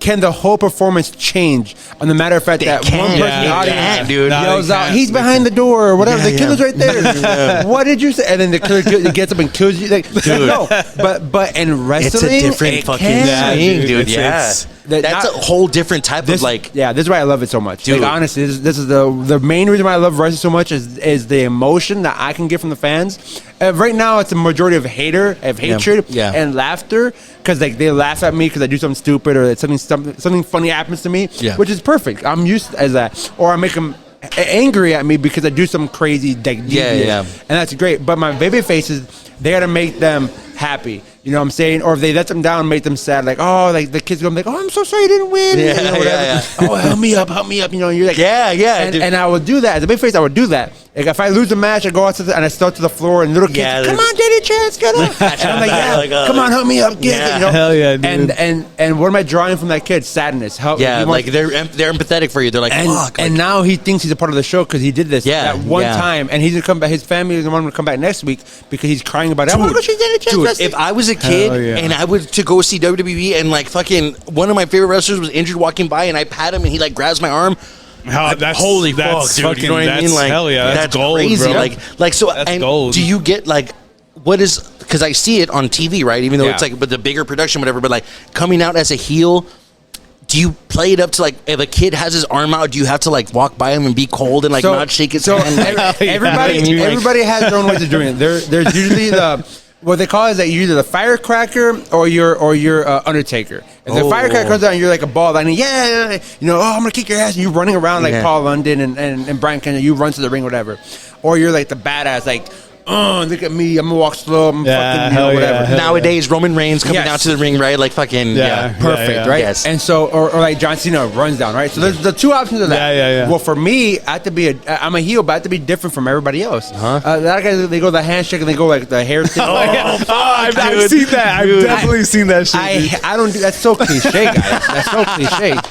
Think bigger, think broader. I don't Spit on their hands. No, you might, but I don't do that. When I put my hand up, they do it. I kick their hands. Holy Oh, shit, dude, dude. My that's foot crazy. Kicks their hand, and I show like get out of fuck my out of my way. Get out of my way. Like yeah. Like literally, I just kick their hands away, and they boo me. What are you doing? I'm like, I don't care.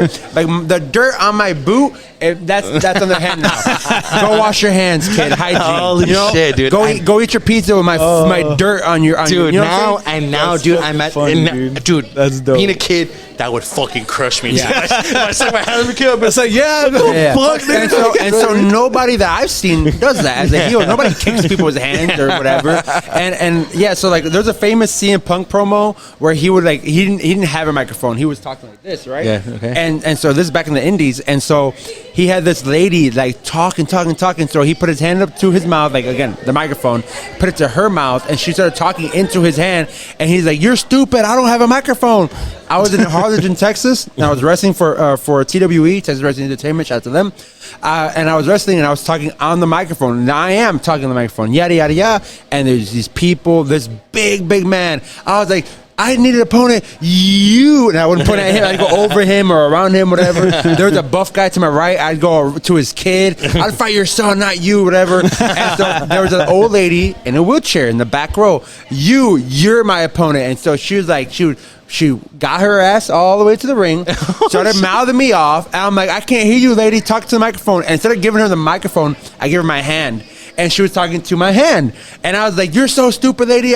My microphone's in my hand. I wouldn't give you my I was talking like, I forgot what I said like verbatim, but I was like, you're beneath me. I would never give you my microphone. Fuck, dude. That's fucking dope, dude. And everyone booed me out of the, like, literally booed me. And then my opponent came out. They cheered for him. And then, whatever happens. But yeah, like.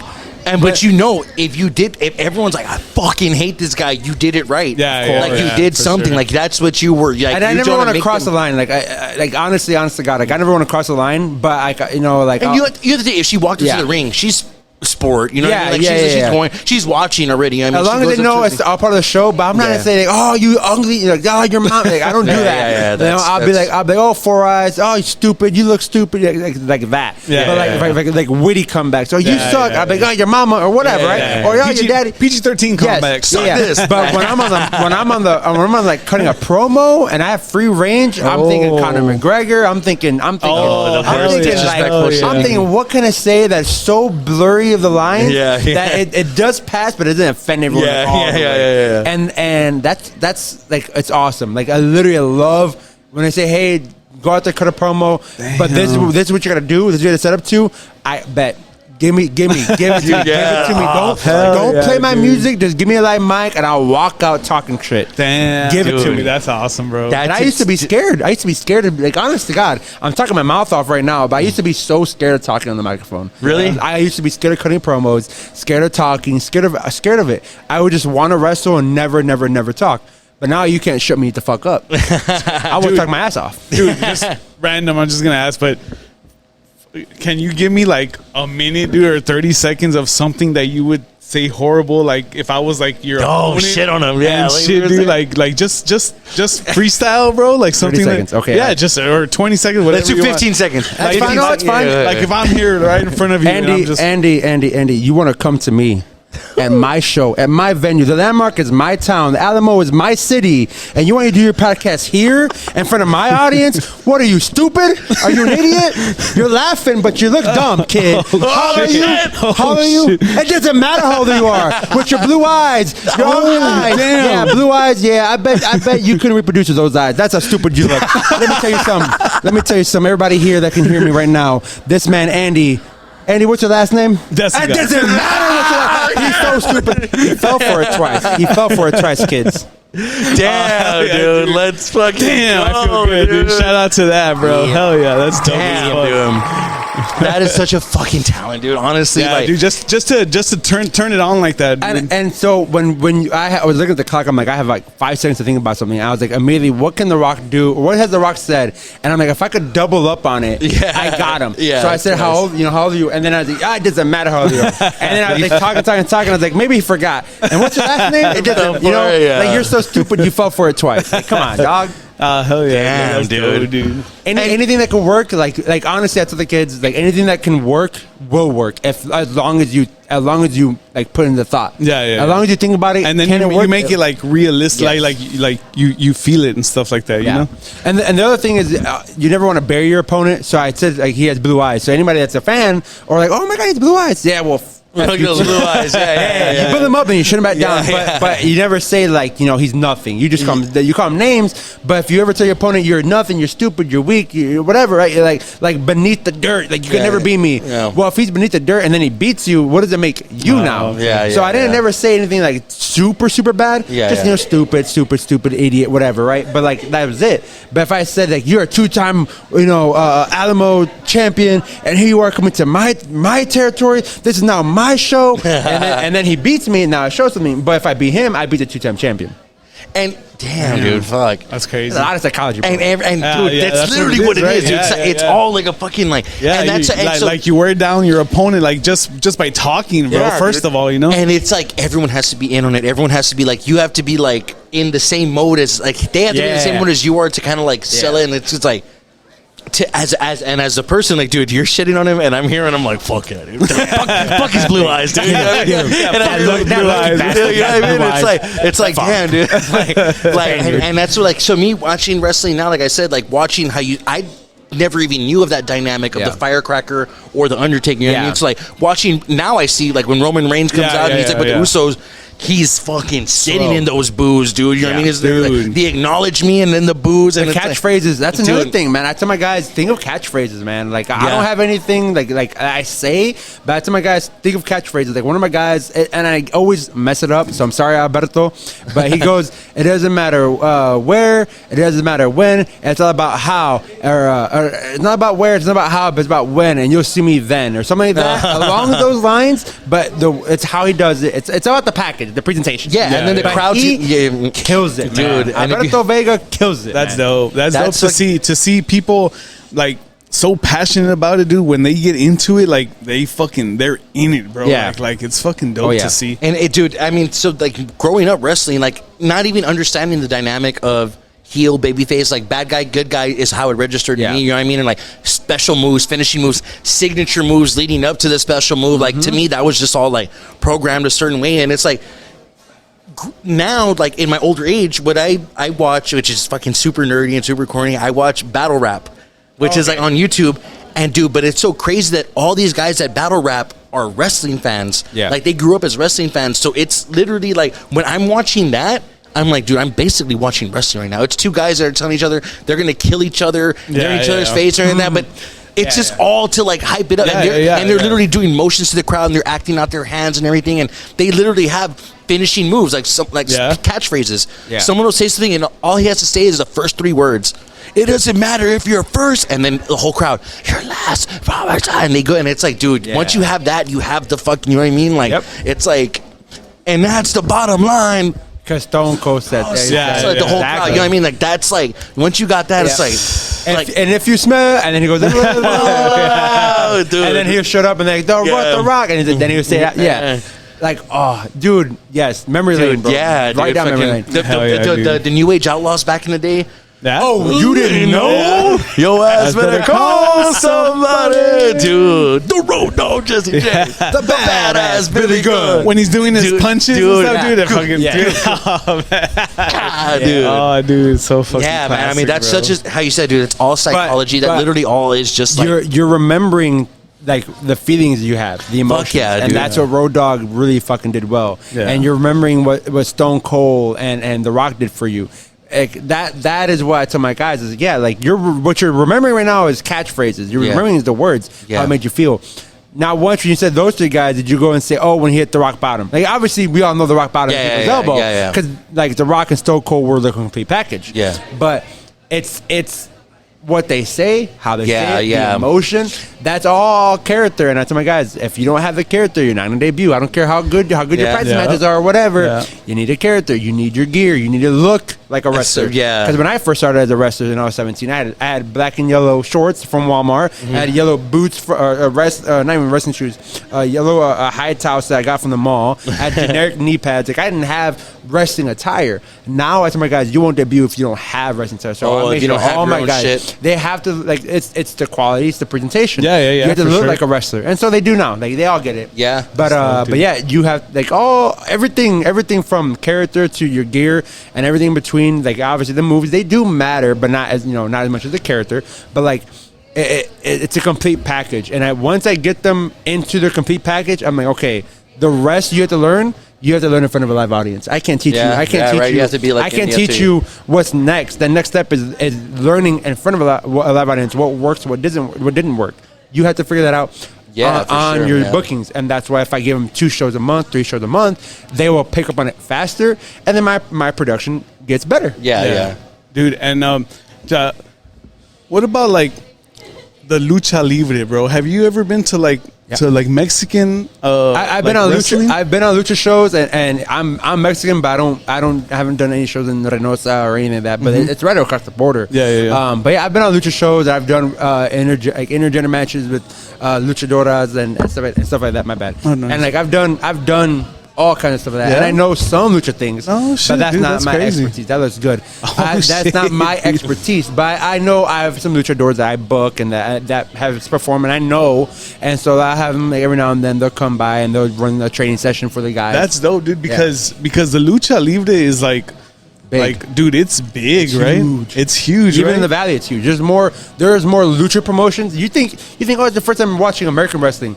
Man, there's like 4 or 5 or 6 times more lucha promotions here. I can imagine. Like, come on. So I remember being a kid and like watching like whatever channel, Univision or whatever, or whatever channels it was, and at the end of the night, like at 2 a.m, they'd be playing like the AAA like lucha libre wrestling and shit like that. And it's like, to me, I'm like, where is that happening? Yeah. Is this in Mexico? Is this in San Antonio? Or where are these like promotions happening? Like, it's all in Mexico. Well, they have AAA and CMLL. That's like the main 2. Like, here it's WWE and AEW.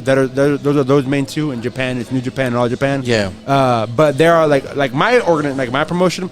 There are small independent. It's called the Indies, the Independents. The independent organizations promotions. There's a bunch in Mexico. There's a bunch here. In the 9.56 in RGV, Oh, shit. There's a bunch, man. Oh, so there is. Way more. Yeah. Versus when it was just Wrestling Revolution. Well, that that's was American. I'm saying that's American. Lucha. Lucha's been here. Lucha's been before Wrestling Revolution, and they'll be here after New Breed. I mean, we'll see. And so you do get so sometimes some guys. Yeah, I booked some luchadors. I know a couple guys. That's crazy, Black Cat Jr. He's up and coming. Epidemius Jr. He's from Laredo. Príncipe Celestial. He's damn good. One of my own guys is Calavera de Diamante. He's trained American, but I also had him. Well, he moved to Houston and learned a lot of lucha up there. He come back down. He's learning both. He knows both styles. But I consider him a luchador because he's wearing a mask. Yeah. And then I have another guy, Gato Azul, but fuck that guy. I'm playing. I actually do like Gato Azul. I actually do like that guy. The last time he was here, I stomped a chair on his. I put the chair in between his foot, his ankle, and I stomped on it from the top rope. So he's been missing ever since. If anyone can find Gato Azul, please find him. I feel bad for. There's a $500 reward. He's just breaking his ankle. He's literally a blue cat. Like, come on. He's a blue cat, and he pretends to be a superhero. If you find him, send him back to New Breed. We'll book him again. Jesus. I feel bad. I nearly broke his ankle.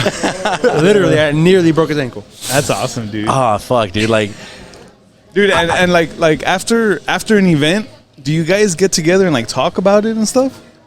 So right after the show and the main event's over, everything's done. The people are leaving. We say, I want the good guys to say their goodbyes, and me as the owner, I just thank everybody for coming out. Like, I truly do.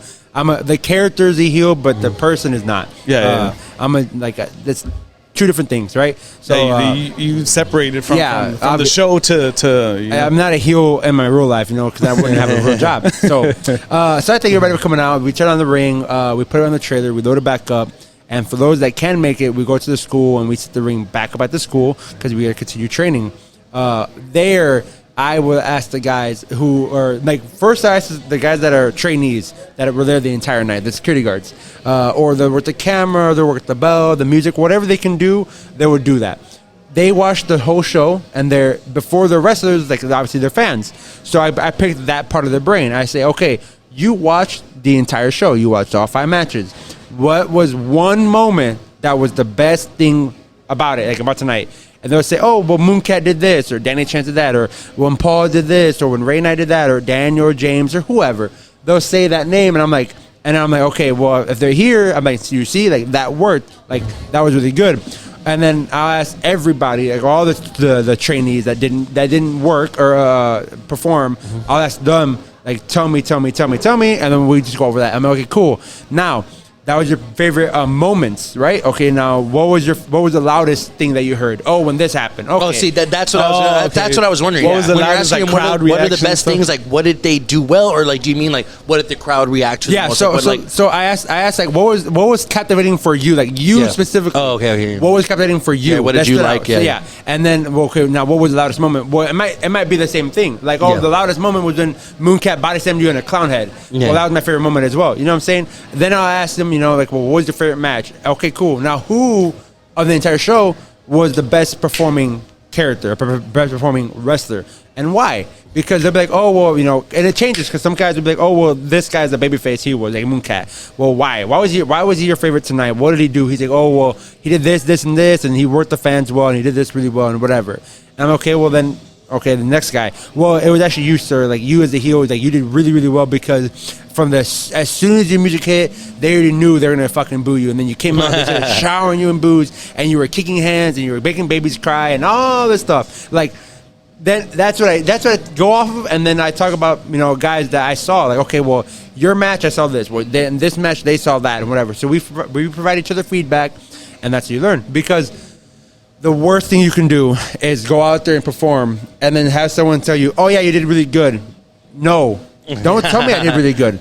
I would hate for someone to go to any show, any performance, any, critique it. Fucking critique it. You can't love everything about what you're watching. Yeah. You can't love everything about what you're hearing. You can't love everything about what you're eating. Like, there's something that you don't like. Say it to me. And then I will as the trainer, as the head guy, I'll be like, well, okay, like, I'll see it now. I have to see the footage, and I'll see what you mean. You know what I'm saying? But then after the guys, they'll work on that. You know what I'm saying? Like, obviously, I'm not perfect either. Yeah. But like when one of the trainees says, oh, well, when you did this, like, why? Well, that's a good question. Fuck, why did I do that? Oh, what was my mindset? Well, because my character, I would have done this instead of that. But everybody's character is different. Stone Cold will hit you and talk shit while he's hitting you. Yeah. Well, as a different character, why would he talk shit? That would get him blown up. He'd run out of the air in his body. So he wouldn't talk shit as he's hitting you. He would just hit you, break the count, and then go back to choking you. Yeah, because it's like Kane. Yeah. Kane's not going to be talking shit because Kane is the silent, just fucking like in there just whooping ass, like just a brick wall. So just what would ass, your character do? So I'll be like, oh, that's a good question. Like, let me, like, what would my character, what would I, as a character, as the owner of the Vince McMahon that can actually wrestle, because Vince couldn't fucking wrestle. He was just built his foot. He was just fucking so much steroid. He could sell his ass off after all those years and everything. Yeah. So I would tell him what were they thinking? Well, I was thinking like this way. And then, because sometimes that works. Sometimes the fans, they don't want to see that. And that's perfectly fine. But, I mean, yeah, like, we go over it, yes, but it's only to a certain extent. Like, then afterwards, I go over it. I have all the footage at home. Like, the cameraman, they'll send it to me, and I'll go over I watch every fucking match. So everything does get recorded, and everything gets fucking... Yeah. And I watch everybody's match. Like, every time the show, I watch off my match and the other 4 matches. I do it every time. I watch everybody's matches, and they'll have their footage, and I'll watch it. The next time they're at training, or the next time I see them, I tell them, hey, I saw your last match. This, work on that. Like, maybe you could have done this differently. And literally, if I tell them before the show, that at the show, they're about to go on, like, 2 or 3 hours later, because, we're here, like, all day, they would have fixed it. They tweak it. And my kids are so bright. Like, all of them are so smart. They pick up on it. Like, I could just tell them, and they'll know, like, as soon as they go out there, I'm going to fix it. Like, they already know what to fix. And then I'm like, all right, cool. Now I'm going to nitpick this area. And I tell them, when I nitpick, that means overall you did great, but I gotta get the little things. And what sucks, though, is that the little things matter more than the big things. You get the big things, that's great, but the little things matter more than the big things. Yeah, and they don't understand that sometimes. Sometimes they don't. But if you any veteran wrestler that you will listen to, they'll tell you it's the things that you did before the move or after the move. It's what you did as soon as you came out, or it's before you left the curtain. You know, before you come to the top rope, or when you were at the top rope.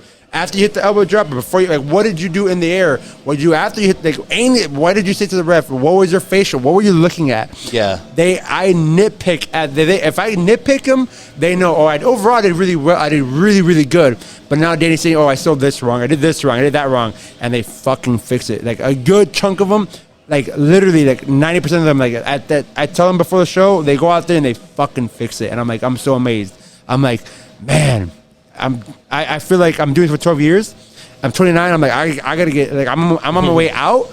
And then there's guys that I'm training, and they're like in their 30s and like high 30s, and they're like barely coming in. And I'm like, I can't leave when you're coming in, man. Yeah, Man, so that's really crazy. Earlier, wrong. how you were saying earlier, like you were a 20-year-old telling like a 30-something-year-old like how it's done, but it's like fucking experience overrides age. Yeah. So if you're 20 years old but you've been doing it for 3 years, you can teach something to the 31-year-old that just started. Like, you know what I mean? Like, so it's like experience overrides the age. They don't know how to ride the bike yet. Yeah, exactly, right? What's this one called? Shit, This is a sweet one. This one's gonna be a crazy one. It's a bro. stout, so I'm saying this it's is sweet. 903 Brewers, and this is another Texas beer. Yeah. Shout out to 903, and this one is Frosted Animal Cookie. Oh, man. So it smells sweet. Yeah, it smells super it sweet. smells Oh, nice, yeah. and this is coming in at a 9.8%.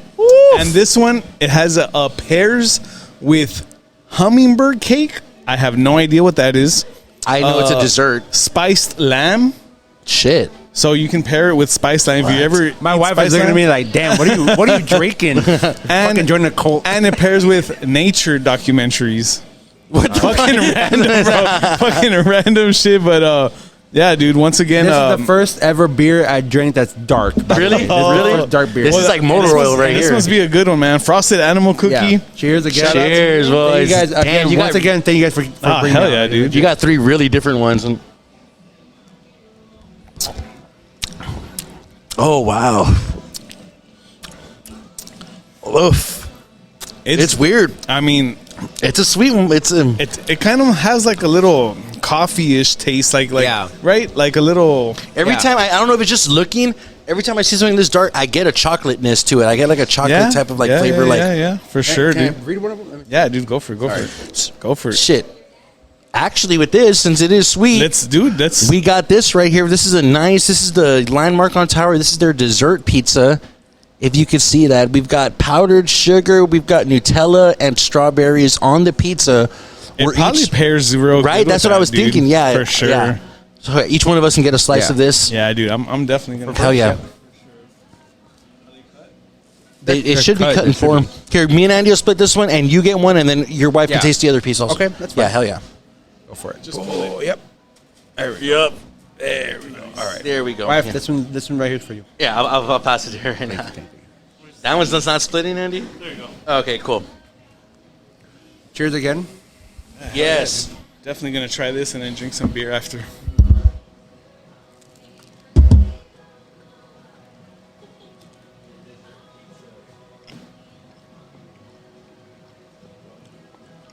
This will match with the beer, like legit. Yeah, I think so Super good. too. Yeah. It's that chocolatey that we were talking about. Yeah. Yeah. I guess they Wow. didn't put down it pairs with this shit. We'll add that shit. Oh. Dude, you know, we talk about it all the time, dude. I've never eaten shit. I never tried shit. This is my first time trying Nutella. I've never tried Nutella before in my life. Nutella's good, man. This is the Wow. first time I've ever tried. I've always wondered, is it chocolate? Is it like cinnamon? It's hazelnut. Hazelnut? Hazelnut. Yeah. Wow. Dude, it does pair good together. For sure. I dropped so much powder all over my fucking sweater. Looks like a regular Saturday night. A lot of desserts are messy.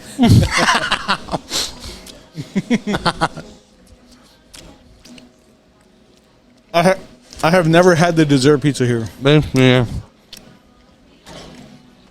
I think the only dessert pizza I've had is the one at TC's. That one's more like a cinnamon roll type. Yeah, that was bomb. That was dope, dude. And it does pair good with the pizza. Shout out to that. And with the drink.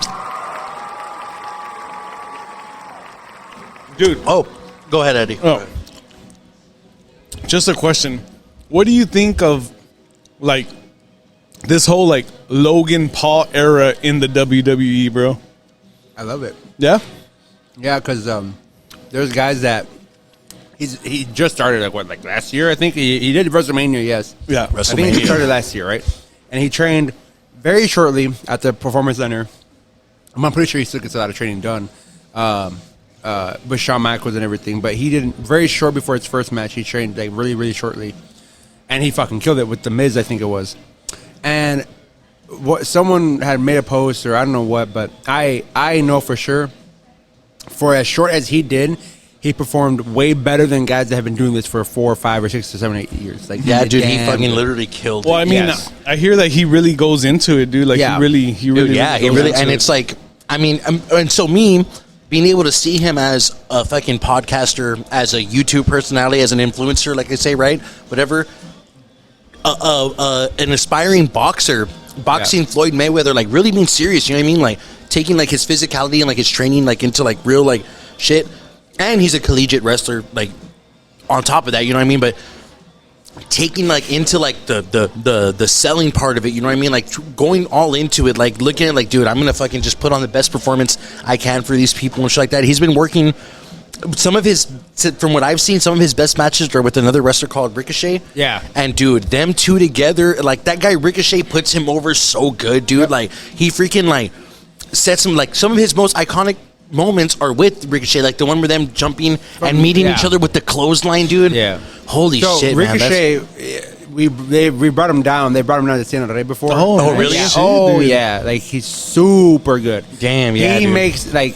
I earlier asked about gravity. He makes gravity look like it was like half. Dude, like if we were on the that's his moon. thing, right? Like He's super good. Yeah, dude. Yeah, dude, he's fucking super, and it's like seeing that, and like even the whole thing when he was fighting, was he fighting Seth? And when KSI came out and he put them on the table and shit like that, and he's supposed to freaking, and dude, that whole shit, it's really good, dude. It looks crazy. I mean, I saw when he's like high flying. He's all really that shit, jumping dude. from here to like that second Yeah. table over there, and he's 13 feet yeah. down into a table. Like that's crazy. He's creating moments as a YouTube star. Like he has a big following, and that's why I love that dude. They understand. Like we're in the entertainment business of wrestling entertainment, but it's entertainment at the end of it all. The people they bring in is definitely they have eyes on them like crazy. So when they brought him in, they brought in 10 million views easily, and For sure. and everything that he's influenced, Prime and all that stuff. Yeah, dude. And for him to create moments that he did with Seth Rollins and with Ricochet. And with the Miz when he first started like into it, like dude, coming down off of the freaking zip line and shit like Shawn that. Michaels desk, dude. You know what I mean? To me, that's Shawn Michaels for sure because it was like the sliding one. Yeah, that to me, seeing the zip line to me, dude, is Sting. The straight drop down and like the crow fucking the face paint and shit like that with the trench coat and the bat. That was like to me like back then wrestling like. One of the craziest wrestling me watching live on TV memory is when Sting was gonna choose before joining NWO Black and White or NWO Wolfpack. Black and red, right? Yeah, black and red, dude. And so when he came down, he's there, and it's like they're trying to. They're all beating each other's ass in the ring, and he comes down from the zip line. Everyone's like, Who's he gonna choose? Is he gonna choose? And he's there. And he freaking is wearing a black and white mask, I think. Like, he always had face paint. Yeah. But he's wearing a black and white plastic mask. And he comes down, he's there, and he's looking, and he freaking takes off his jacket, opens it up, and it's a freaking NWO black and white. And everyone's like, what? Yeah. And then he's like, he turns and just freaking hits someone with a chair. Boom, hits him, and then he goes, he rips his shirt, and then it's black and red, and he takes off the mask, and he has black and red face paint. I was like, oh my God. Dude, this is the Going best shit on crazy. TV. Like, what the fuck? Like, entertainment, man. And that's crazy. 'Cause Fucking- you think of Logan Paul, his target audience is a younger age. He appeals to a lot of younger people that can still be captivated by wrestling, seeing it and being like, holy shit, like this is real, you know what I mean? Like the same way I did when I was a kid, seeing it and being like, holy shit, like there's so many 7-year-old fans of him that can watch him come into WWE, see Bad Bunny in WWE, dude. Like, so that's the thing. That's the thing is people like I love that we keep bringing it up. Like as kids, we thought it was real. Now that we're older, we know it's not. But there are kids right now that think it's real. For sure. They don't know that it's fake. They think it's real, and I love that because like those are the same kids that watch it. Yeah, they watch us, and they think we're really like obviously right. You can't fake gravity. You can't fake a chair shot. You can't fake certain things, but they know if I can't if I fake a clean. Big boots. Yeah. Oh my god. I show that picture, that fucking picture. I'll show you the picture crazy. too. Like you can't fake a lot of the things. You can't really fake it, but like they think it's real, and honestly, a lot of aspects of it really is. real, right? Yeah. So those kids like that were like us, we thought it was real. Then now we know older ads. It's entertainment. Yeah. Well, those kids now that know that they think it's real, and for them, their reality is it's real. Yeah. If they see a movie and there's a horror clown killing everybody, they're gonna be scared of clowns. Yeah, for sure. Forever. Yeah. So. Like for us, like for them, it's real, and for them watching wrestling, it's real. Yeah. Once they get older, obviously they'll figure it out. But for now, I don't care about later. I'm talking about right now. Yeah. I want to captivate their for sure. minds, yeah. Like I remember being a kid and like watching wrestling and like being like, okay, right, knowing that Kane, to me, still real, right, but like not like a monster. But like my cousins were young enough, like they were getting to Jeff Hardy, so like we'd be watching wrestling, and me and my brother would like knock on the wall, like. And my cousin would look, he'd be like, hell was that? And we're like, dude, Kane's here. And my cousin would be like, oh, fuck, dude, for real. Like, Kane's here. You know what I mean? Like that. Like, Dude, it's a fucking pyro from you know what I mean? Like that captivated, dude. Like, Turn on the stove for the fire. That dude, Dude, the first time me as a kid seeing Kane do that in the ring, bro, with the fire from each like turnbuckle, bro, I was like, oh man, this is the best shit in the this world. shit fucking just blew my mind, bro. It took them like about 5 or 6 tries to get find that right. To get that right. Dude. Have you? Well, my bad. I just had a question. Have you guys ever tried like pyrotechnics and shit? At Cine Rey, I mean, it was so theatrical. It's actually it's a theater and everything. They've had casket matches there. We've had steel cage matches there. I've had a TOC match, tables match. Stuff like that. They had a match, bro. I gotta go to this old school stuff. Oh yeah, over there, yeah. And then I remember, I think one time they had one. There was they had someone like die or whatever, and they turned off the lights, and then when they turned the lights back on, the body was gone. But like it was so cheesy, and I wasn't a big fan of it. Yeah. There was one where literally a guy was backstage talking on the microphone. And they turned off the lights, and they played like a something on projectors, whatever. And he was talking on the microphone, like reading off his phone, like what he was doing, like I'm gonna attack from here, I'm over here. But it's like it was so bad. I was like, you're like these fans, like I wasn't into it, right? And maybe because I was backstage, but like I feel like the fans weren't into it either, because like there's like 3 minutes of you just talking in the microphone, and they're seeing whatever package or promo, whatever you put on the screen, and there's fans, and there's the rest in the ring, like looking around like. Like the SpongeBob meme, like they're looking around like, where's he at? Where's he at? But dude, like you're literally like just talking, Yeah. Like if he was like on the balcony, or if he was like somewhere like seen in a corner, and like the fans could like slowly there he is. And then slowly they catch him like out from there, like one person to like 4 people, and then everybody knows he's there. Then the wrestlers know that he's there, like a Sting moment, like what Anthony was saying. Then yes, that would have worked. But he was I don't know, fuck it, like. For me, it wasn't like that great. For sure, the one where they had someone die, like they buried him, whatever, and then they turned the lights back on. The casket was gone. It was literally just pushing underneath the ring. It was kind of cheesy, but like it worked, I guess. But I don't know. For me, it's nothing like pyro, like smoke or fire. Nothing like that. Nah, dude. And I saw that people can like sponsor wrestlers, dude. Yeah. How does that work? So they'll shoot me a message, and all my wrestlers have the packages too. There's like a basic one. It's like bronze, a silver, and gold. And you just like we'll put your logo on the flyer. We'll put your logo on the match card. You're gonna help that wrestler get a bigger payday. And it helps out them, helps out your small business, because we'll promote you throughout the show, throughout the week. They'll get tickets and everything, like such and such. I have on certain packages, they'll be able to ring the bell. If it's a title match, they'll go into the ring and present like the belt to the audience. And everything. Damn, that's crazy. They'll go into the ring. They'll hold the belt during the match, and then they'll ring the bell when it's over. Go into the ring and present the winner with it. It's stuff like incentives for it. I at one point we had like multiple T-shirts. We do raffles like Whataburger, $25 gift cards, Chick-fil-A gift cards. We'll add a free raffle tickets and stuff like that. And a bunch of incentives, but literally, it's just to well, one, it's to promote their business because we have a large following on both Instagram and Facebook.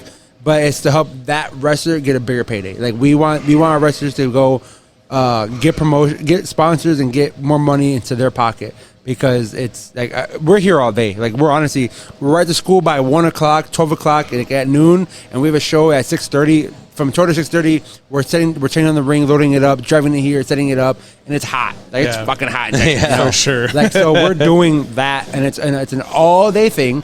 Then when the show's over, like the show starts at 7:30. So then like the bell rings at 7:30, and then we do the entire show, and now it's like 9:30, 10 o'clock.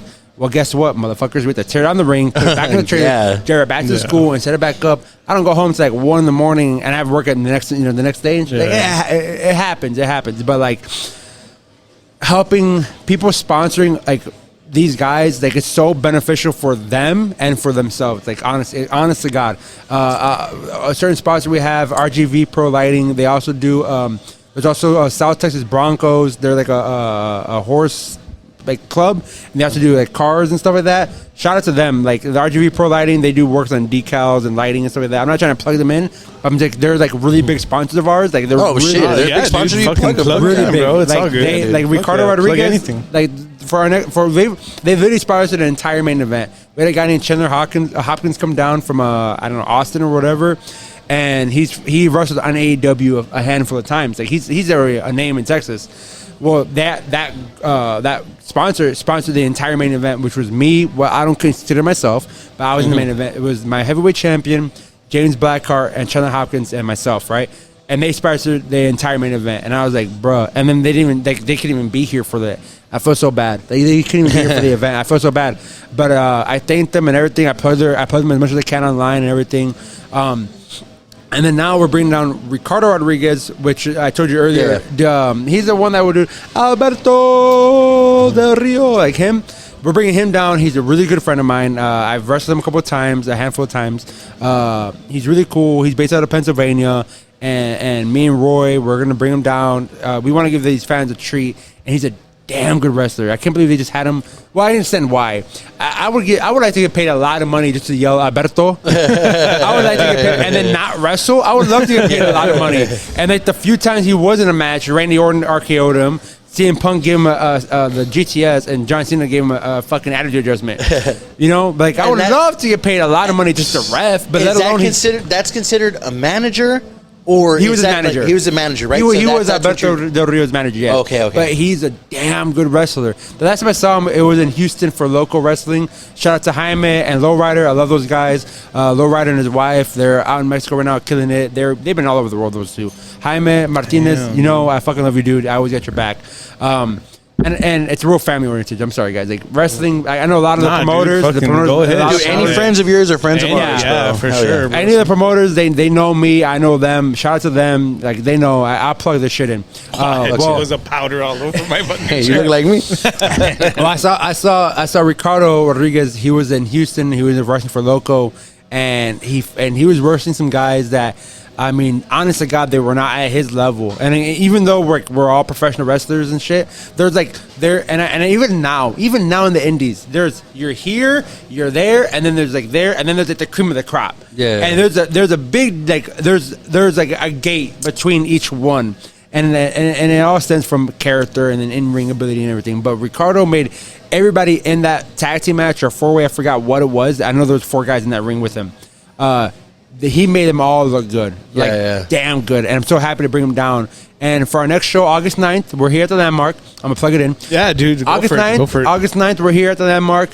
Ricardo Rodriguez will be in the main event. He's wrestling Epidemius Jr., who's a luchador, who I mentioned earlier, and Black Cat Jr., who's also a luchador, who I mentioned earlier. Those 2 guys, Epidemius Jr., he's killing it all over Texas and the American scene, even though he's lucha, he's killing it. He's in Corpus, he's in Houston, Austin, Dallas, San Antonio, he's killing it. Black Cat Jr., he's really big in the lucha scene. And I brought him down, both those guys here before. I really have, and they're fucking good. I fucking love those guys. And I've had them both at the school, too, just to hang out, wrestle with the guys and whatever. and I'm bringing him in with Ricardo Rodriguez, and like it's gonna be a lucha style main event, triple threat. And they're going to kill it. Like, I have so much faith in Black Cat Jr. I have so much faith in Epidemius Jr. I know Ricardo will not have to stoop down in any sense of the character or his... I know he doesn't have to, because I've seen these two guys. And Black Cat Jr. is only like 18 or 19. Oh, really? And Epidemius is the same. He's like 18, 19, 20. Like, they're not old enough to drink, and they're wrestling this guy who's a former WWE like, star. Holy shit. Yeah, I'm doing these motherfuckers a fucking favor because I fucking care. Like, I shit you not, I care about them. Like, if you ever see a Lucha show and Black Cat Jr. is on there, it's worth the fucking money. I don't care if it's a $10 ticket, $20 ticket, it's worth the money.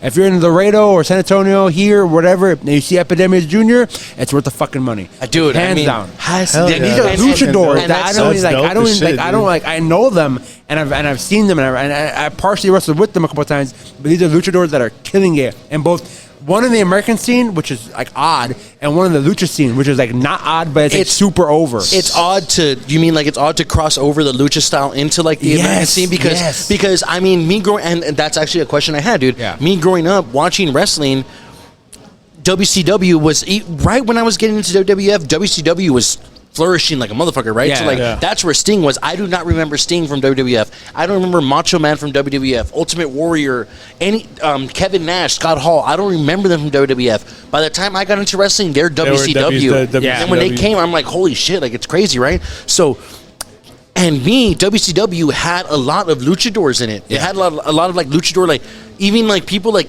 American, like I don't know what you want to say, but like there was like wrestlers like Canyon, who was from WCW, who was an American wrestler, but he had the mask, and he was a masked wrestler. You know what I mean? Like, look at Kane. Yeah. Kane is an American wrestler, but he's masked, and that's kind of like crossing over like the mysteriousness and shit like that. Yep. But I would even say like the difference in wrestling, like the move packages and stuff. You know what I mean? Like seeing like an arm drag to like when they do like the whole like 12 move sequence where it's like the arm drag and the spin and catch and the leg and they spin and then boom, catch an ankle, catch this ankle, pick it and then fall and then fucking, you know what I mean? Like that whole shit to me, and then it stops and then the crowd goes crazy and it's like, dude, I can appreciate like, holy fuck, dude, I love this shit. And it's like, you see that's a dime a dozen on Luchador, but like when it comes through like in WWF and stuff like that, when I would see it, I'd be like, oh man, like Psychosis, Juventud Guerrero and shit like that wrestling. To me, dude, that shit was like, that's honestly what I got drawn to, like, getting into wrestling, like a Hurricane Rana, like you see the or like a Frankensteiner to me, like, you know what I mean, like someone picks you up for a power bomb, but you do like the backwards flip and you flip them over, or you spin and you do the Hurricane Rana. Like to me, that all comes from the luchador side, but it like kind of bleeds over. Like I had a picture I was looking for real quick, but I had a picture and it shows it was American style, it was a lucha libre, it was European style, and then Japan style, and for anyone that's not like a big time wrestling fan, there are four different places, four different countries, 3 different continents.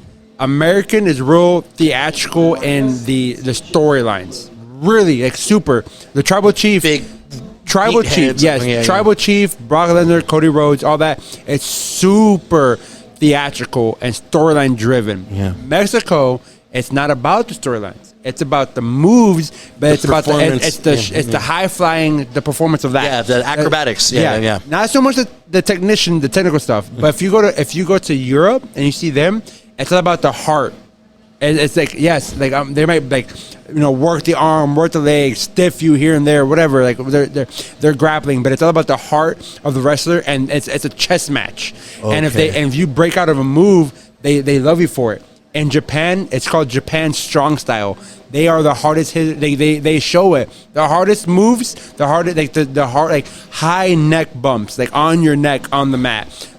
Crazy stuff, like stiff, like hard chops, hard punches, hard forearms. I don't know much about the Japan scene. No. But let me put it to you guys this way. If you watch UFC, the MMA style.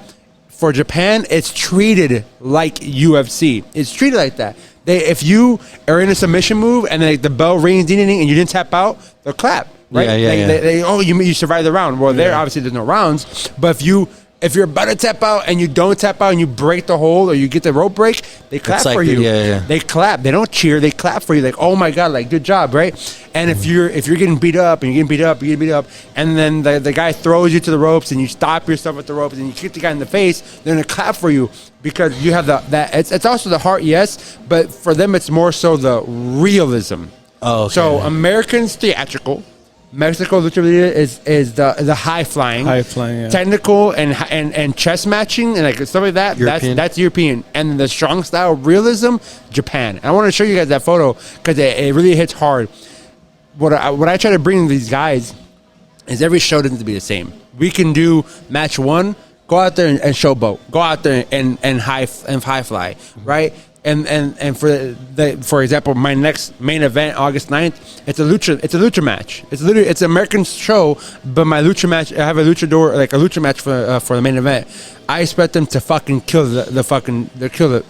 They're gonna kill it, right? Yeah. But the first 4 matches, they're not gonna see the same bullshit. Like, I'm sorry, they're not gonna see the same people or the same matches or whatever. Match 1's gonna be different from match 2, from match 3, from match 4, for sure.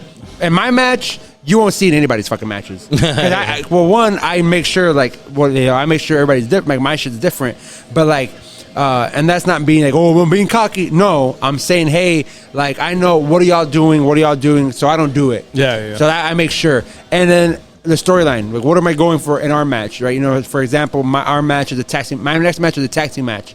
And we're going in this direction, and then I have match 1 where they're going in this direction, and it's just their storylines. Yeah. And there's different matches and everything, but everyone does it differently, and that's what I love. Again, I'm not training a bunch of Danny Chances in the fucking ring. I'm training you to be you, and to do your creativity. Now, obviously, I'm gonna hear what you're doing. I'm gonna make sure you know what you're doing. Yeah. But no one is gonna bite what you're doing. You don't want to step on someone else's toes. Yeah. Like, let's say this match ended with a superplex or a low blow. Yeah. No one's gonna do that. Yeah, Exactly. Yeah. Like, you can't do it on the next one. Also, like, following. I make sure that never happens. And there's other promotions that don't do that. And I'm like, dude, you're as the owner in the promotion. Like, and if you're not a wrestler, you don't know these things. What are you doing? Yeah. You're just a model. I mean, trying to run. I mean, you have to understand the freaking dude. It's crazy. Like, growing up as a kid, dude. Like, I was being so into wrestling.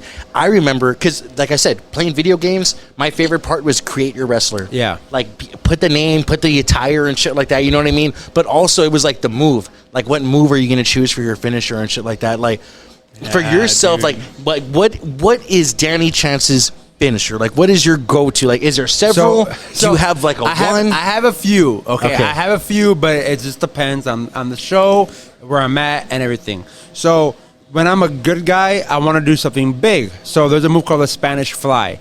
Do you know what that is? I know it from the game.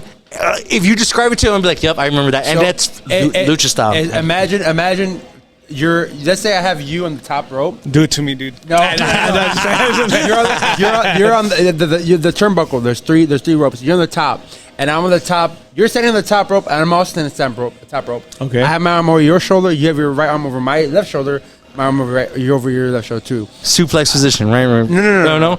We're like kind of like bro hugging. Oh, okay. My arm's over here. They can't see at home. Okay. My arm's over here, and your arm's over here, right? Imagine we're here. I jump, you jump, I do a backflip, you do a front flip, and we both crash on the floor. Holy shit. That was not what I was thinking. Holy shit. It's that motion. And we go from here, from the top rope, we go here, and we land. Well, you land on your back, I land on my stomach. Yeah. But I land with the momentum against you. That's one.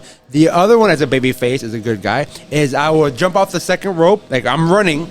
I jump off the second rope, so I jump and I get more air and I get you in the RKO. So I jump, I jump from the corner, I jump from the rope, and I jump up into you, and then I'll catch you. Nice. I'll catch you by your neck and your head, and I'll drive. Okay. As a bad guy, I don't do that. No one wants to see something flashy. Because what if I'm a bad guy and my move is cooler than yours and you're a good guy?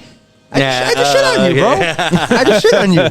So as a bad guy, one of my good friends, his name is he's on WWE right now. His name is Eric. He's on WWE as Viking Raiders. Him and his partner Ivar.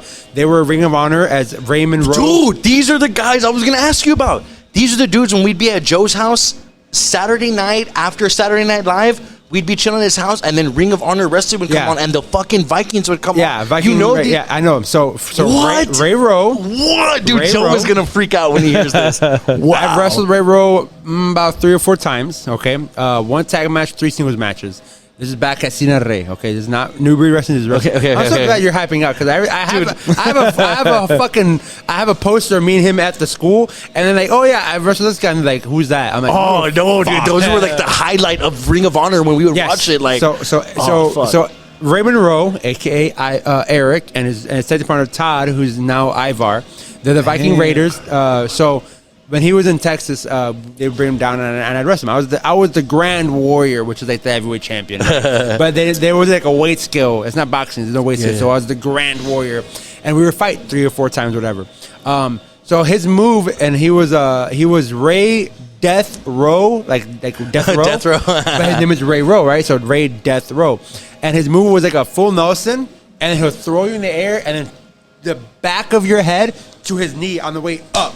Like that. Oh, shit. Throw you up, and then pull you back down, and knee you on the way down. It was killer. I would have whiplashes, dude. And he was by far like the stiffest worker I've ever worked. And I love that guy. I love Ray Rowe. I love Eric. I love you guys. Like, super cool. He taught me so much. Like, he like I told you all about levels, and there was gates. He broke me from where I was at to the next level, and then from that one to the next fucking level. Like, he did so much for me in that short amount of time. He got me bookings. He pitched my name out for everybody, and he did so much for me. That's so dope, dude. For me as a heel, I do that in honor of him. It's called Death Row. So I'd hit that one, boom, but I don't let go of their arm because he has no full nothing, right? So I bring them down, but I don't let go of their arm. I spin them out and I put them into my shoulders, GTS. And then I hit the 1, 2, 3. Damn. So it's to the back of the head and to the fucking face. Damn. And then that's if you ain't going to sleep after that, it's really called GTS. If you ain't going to sleep, night. You ain't waking up, motherfucker. You know what I'm saying? So that is my new. That's the one I do now, and it's like people whenever they hear it and see it, like the wombo combo. I fuck around, right? I'm into the wombo combo for the finish. What's that? This. Oh, okay, whatever, right? Like that, like damn, bro. When I hit it, and I know when I hit it good, I get a good reaction. Yeah. If I hit it, it's not on me. It's my wrestler. It's the guy I'm moving, right? Yeah. But if I hit it like, it gets okay. Like honestly, that guy. Because fourth wall. Like if I know if I'm taking a move, I have to make it look real. Like, I know he's not trying to kill me. Dude, exactly. So I have to make it look good. So if me as the opponent, and I'm not doing my best to make it look devastating, I know what I'm fucking doing, motherfucker. Just the way you gotta make it look good, too. The way you describe the move, I already know. Like, someone has to commit and go face first into that fucking knee versus like already, or at least turn your head, right? But when it comes to the back of the head, just know, like, hey, like I'm not gonna hit you hard. Just fucking take it. Yeah. And well, I'm sorry, I do hit it. I do hit it hard for everybody. For all the kids at home, I hit them really hard with my knee to the back of their head, and sometimes they're concussed and they just have to stand up. And then I grab them over my shoulder. I throw them in the air. I'm 36 feet tall, so I'm like, if you're a kid, I'm like 4 times your height. I throw them up higher and I knee them in the face on the way down, and then I pin them. So I do that, right? With your ass whooped and crying. Yeah. Because, I mean, you see, like Crazy. I've seen compilations of people who like take the pedigree the best. Yeah. And the pedigree is a scary move because I'm the little brother. My brother has done pedigrees to me. You know what I mean? Like getting your hands behind your back and face looking down, and then like him jumping. I mean, like, not putting your knee down takes a lot, dude. Like the automatic instinct is to put anything down. The first thing is your knee and shit like that, but it's not gonna look good. Yeah. Versus someone who can just flatline it and turn their head to the side and you know what I mean? Like because like, you're not gonna break. You don't want to break your nose. Yeah. So you gotta turn your head a little bit. You can't look straight at the mat. Yeah, you're gonna just like, oh yeah, for sure. If you guys ever been in a fight, and if you ever get your nose popped, like you start getting like your eyes get watery. You know. Yeah. So no one wants that. So you turn your face. Yeah. You know, that way you don't get that. Because the last thing you want to do is, and I've seen guys that don't turn their face, and it's 1, 2, kick out, and they're like, and I'm like, I'm trying not to cry. I'm like, yeah, because you didn't turn your fucking face, idiot. I'm like, this is always it. I mean, dude. So it's That's like craziness, dude. Whether I always say what's real, what's fake, dude. Taking those bumps are real. Dude, that's real. Dude, The padding, okay, it's literally, it's metal. right? The frame is the metal, the turnbuckle is the metal. Then you have metal beams. Then you have fucking wood. There's wood, like beam, 18-foot wood that goes across, and there's a padding that's about an inch and a half thick. That's it. And the ropes my ropes are steel. They're steel ropes. With the rubber coating. Coating, yes. Yeah, right. But WWE, they use real rope, like the one that's like bungee cord, kind of like that. In WWE, yeah, they oh, bend, see they that's stretch. That's what I wondered, because it looks like rope with coating, but then is it Damian McIntyre?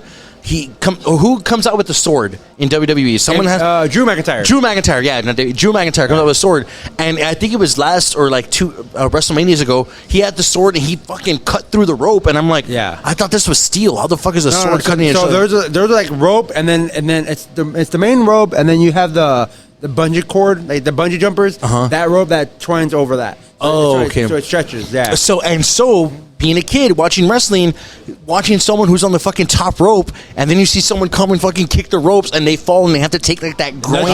Dude. Yeah. How do you fake that? It's scary to teach that. People get scared to teach that. I feel like my thigh's gonna get pinched crazy. Like, dude, that has to just suck. You just know, like, hey man, I'm getting paid. Let's do it. Let's fucking take it right now. You know what I mean? Yeah. Like, I've shown it. I've shown it so many times. I guess that's what the importance of the academy is, right? There's some guys that are scared of heights, and I'm like, then what are you fucking doing here? my ring is 4 or 5 feet off the ground, and then when you're sitting on top, obviously you're taller, and then if you're kind of top rope, now you're about 4 feet off the mat, and then about 8 or 9 feet off the ground, and then your height, you're like, what are you doing being a 15 feet in the air? Like, oh fuck, dude!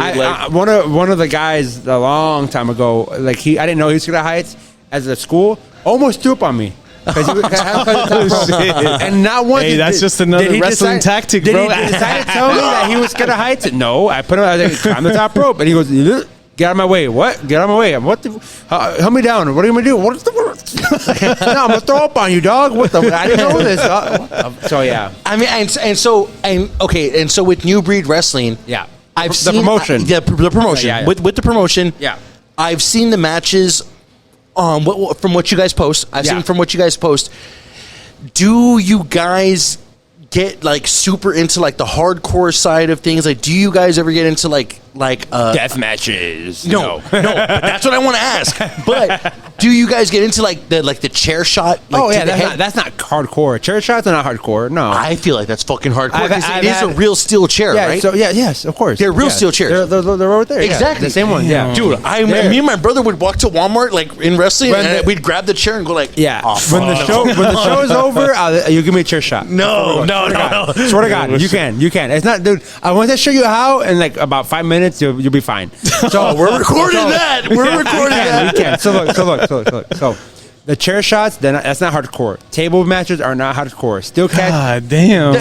Death matches are hardcore. Death matches are fucking hardcore. You know, and I'll explain it. I know Andy doesn't know, so we'll explain it right now. Real quick. We're not going to watch the video, Andy. Just real quick, look at this fucking thumbnail, dude. This is a scissor board.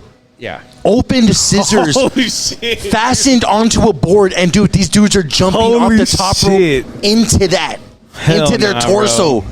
That's crazy. That's fucking wild, bro. Yeah. That's too fucking crazy. There's ways to go around it, man, but that's sometimes it's like fucking like do it. That's crazy. That is too fucking wild, bro. That's fucking crazy. Well, so that was one thing. Like hardcore to me growing up, ECW, I would catch it, and ECW was like, yeah, dude, I remember Jerry Litz, Sabu, Raven, but weapon style was like the match with the bat with the barbed wire wrapped around it. That's like where it originated. You know what I mean? Hey, Raven would put the barbed wire around his hand and do an elbow drop, dude. They would have. I remember ECW would have the fucking barbed wire ropes. Yeah, they would do the match with the ropes or barbed wire and shit like that. And it's like, you know what I mean? Like, dude, you get into all that crazy underground wrestling. You go down a rabbit hole, wild, and stuff, bro. Yeah, that's fucking crazy, dude. I mean, dude, that shit is so, dude. This match, dude. Both of these guys were normal people when this match started. Yeah. Look at how bloody this fucking one dude is. In Japan, bro. Yeah, dude. I could tell by the quality. That's fucking Japan right there. I know. I'm just trying to give Andy a little fucking So a little peek into the scissor board. For me, I've thumbtacks, yes, but the craziest thing I've done, I jumped off is like a 17, 18, 19 foot drop. I did a swanton bomb through a table onto a guy. It was like 20, like I'm talking like you see this roof like 2 times that, like legit. I jumped off a fucking, bro. like literally like a second story, 24, like I just fucking front flip off, and I just swanton on the guy. Yeah, it was crazy, and I almost chickened out. I can imagine being up there looking Just down, being, like, what the fuck did I agree to, dude? Why did I do this? But then I remember, like, Why did I get all the way up here? and I do my Jeff Hardy fucking thing. I knew. I was like, once I was like, I can't chicken out. Dude, Andy, just real quick. Let's see it. Let me just show you. Look at this board. Watch, dude. I'm gonna put this clip up while we're watching it right now to see your reaction live. Look at that, dude. Look at that board. Look at that shit, dude. How do you fake this? Let's use our brains, Andy. Yeah. How do you think this works? Shit, here we go. How? Let's see. How? Here we go. How? No, Dude, that's right into the ass. Let's see the after. Oh my god. Oh my god. No, the pinfall comes shortly after that. Yeah, but okay. Okay, let's see how he recovers. Yes, I want to see what he does after the match. After that, Shit, dude. How do you agree? Right to your back turned. Oh, dude. Yeah, he pulled clean out. They were in him, yeah, but he pulled out, yeah. Damn, Dude, shit, that shit just made my back feel weak, dude. I feel like I'm about to collapse. I'm gonna do a death match next show. dude, I can't deal with shit like that. I don't think Roy and the Landmark would Hey. appreciate a death match here. Dude. It's not the right scene. I'm sorry, but it won't. That's fucking wild, Dude, bro. we need to That's have. crazy. Dude, this conversation deserves definitely a fucking part 2, man. We need. There's so many more layers I want Yeah, to get into, dude. I will love to be back. Yeah, Fuck dude, yeah, for dude. sure, dude. Hell yeah.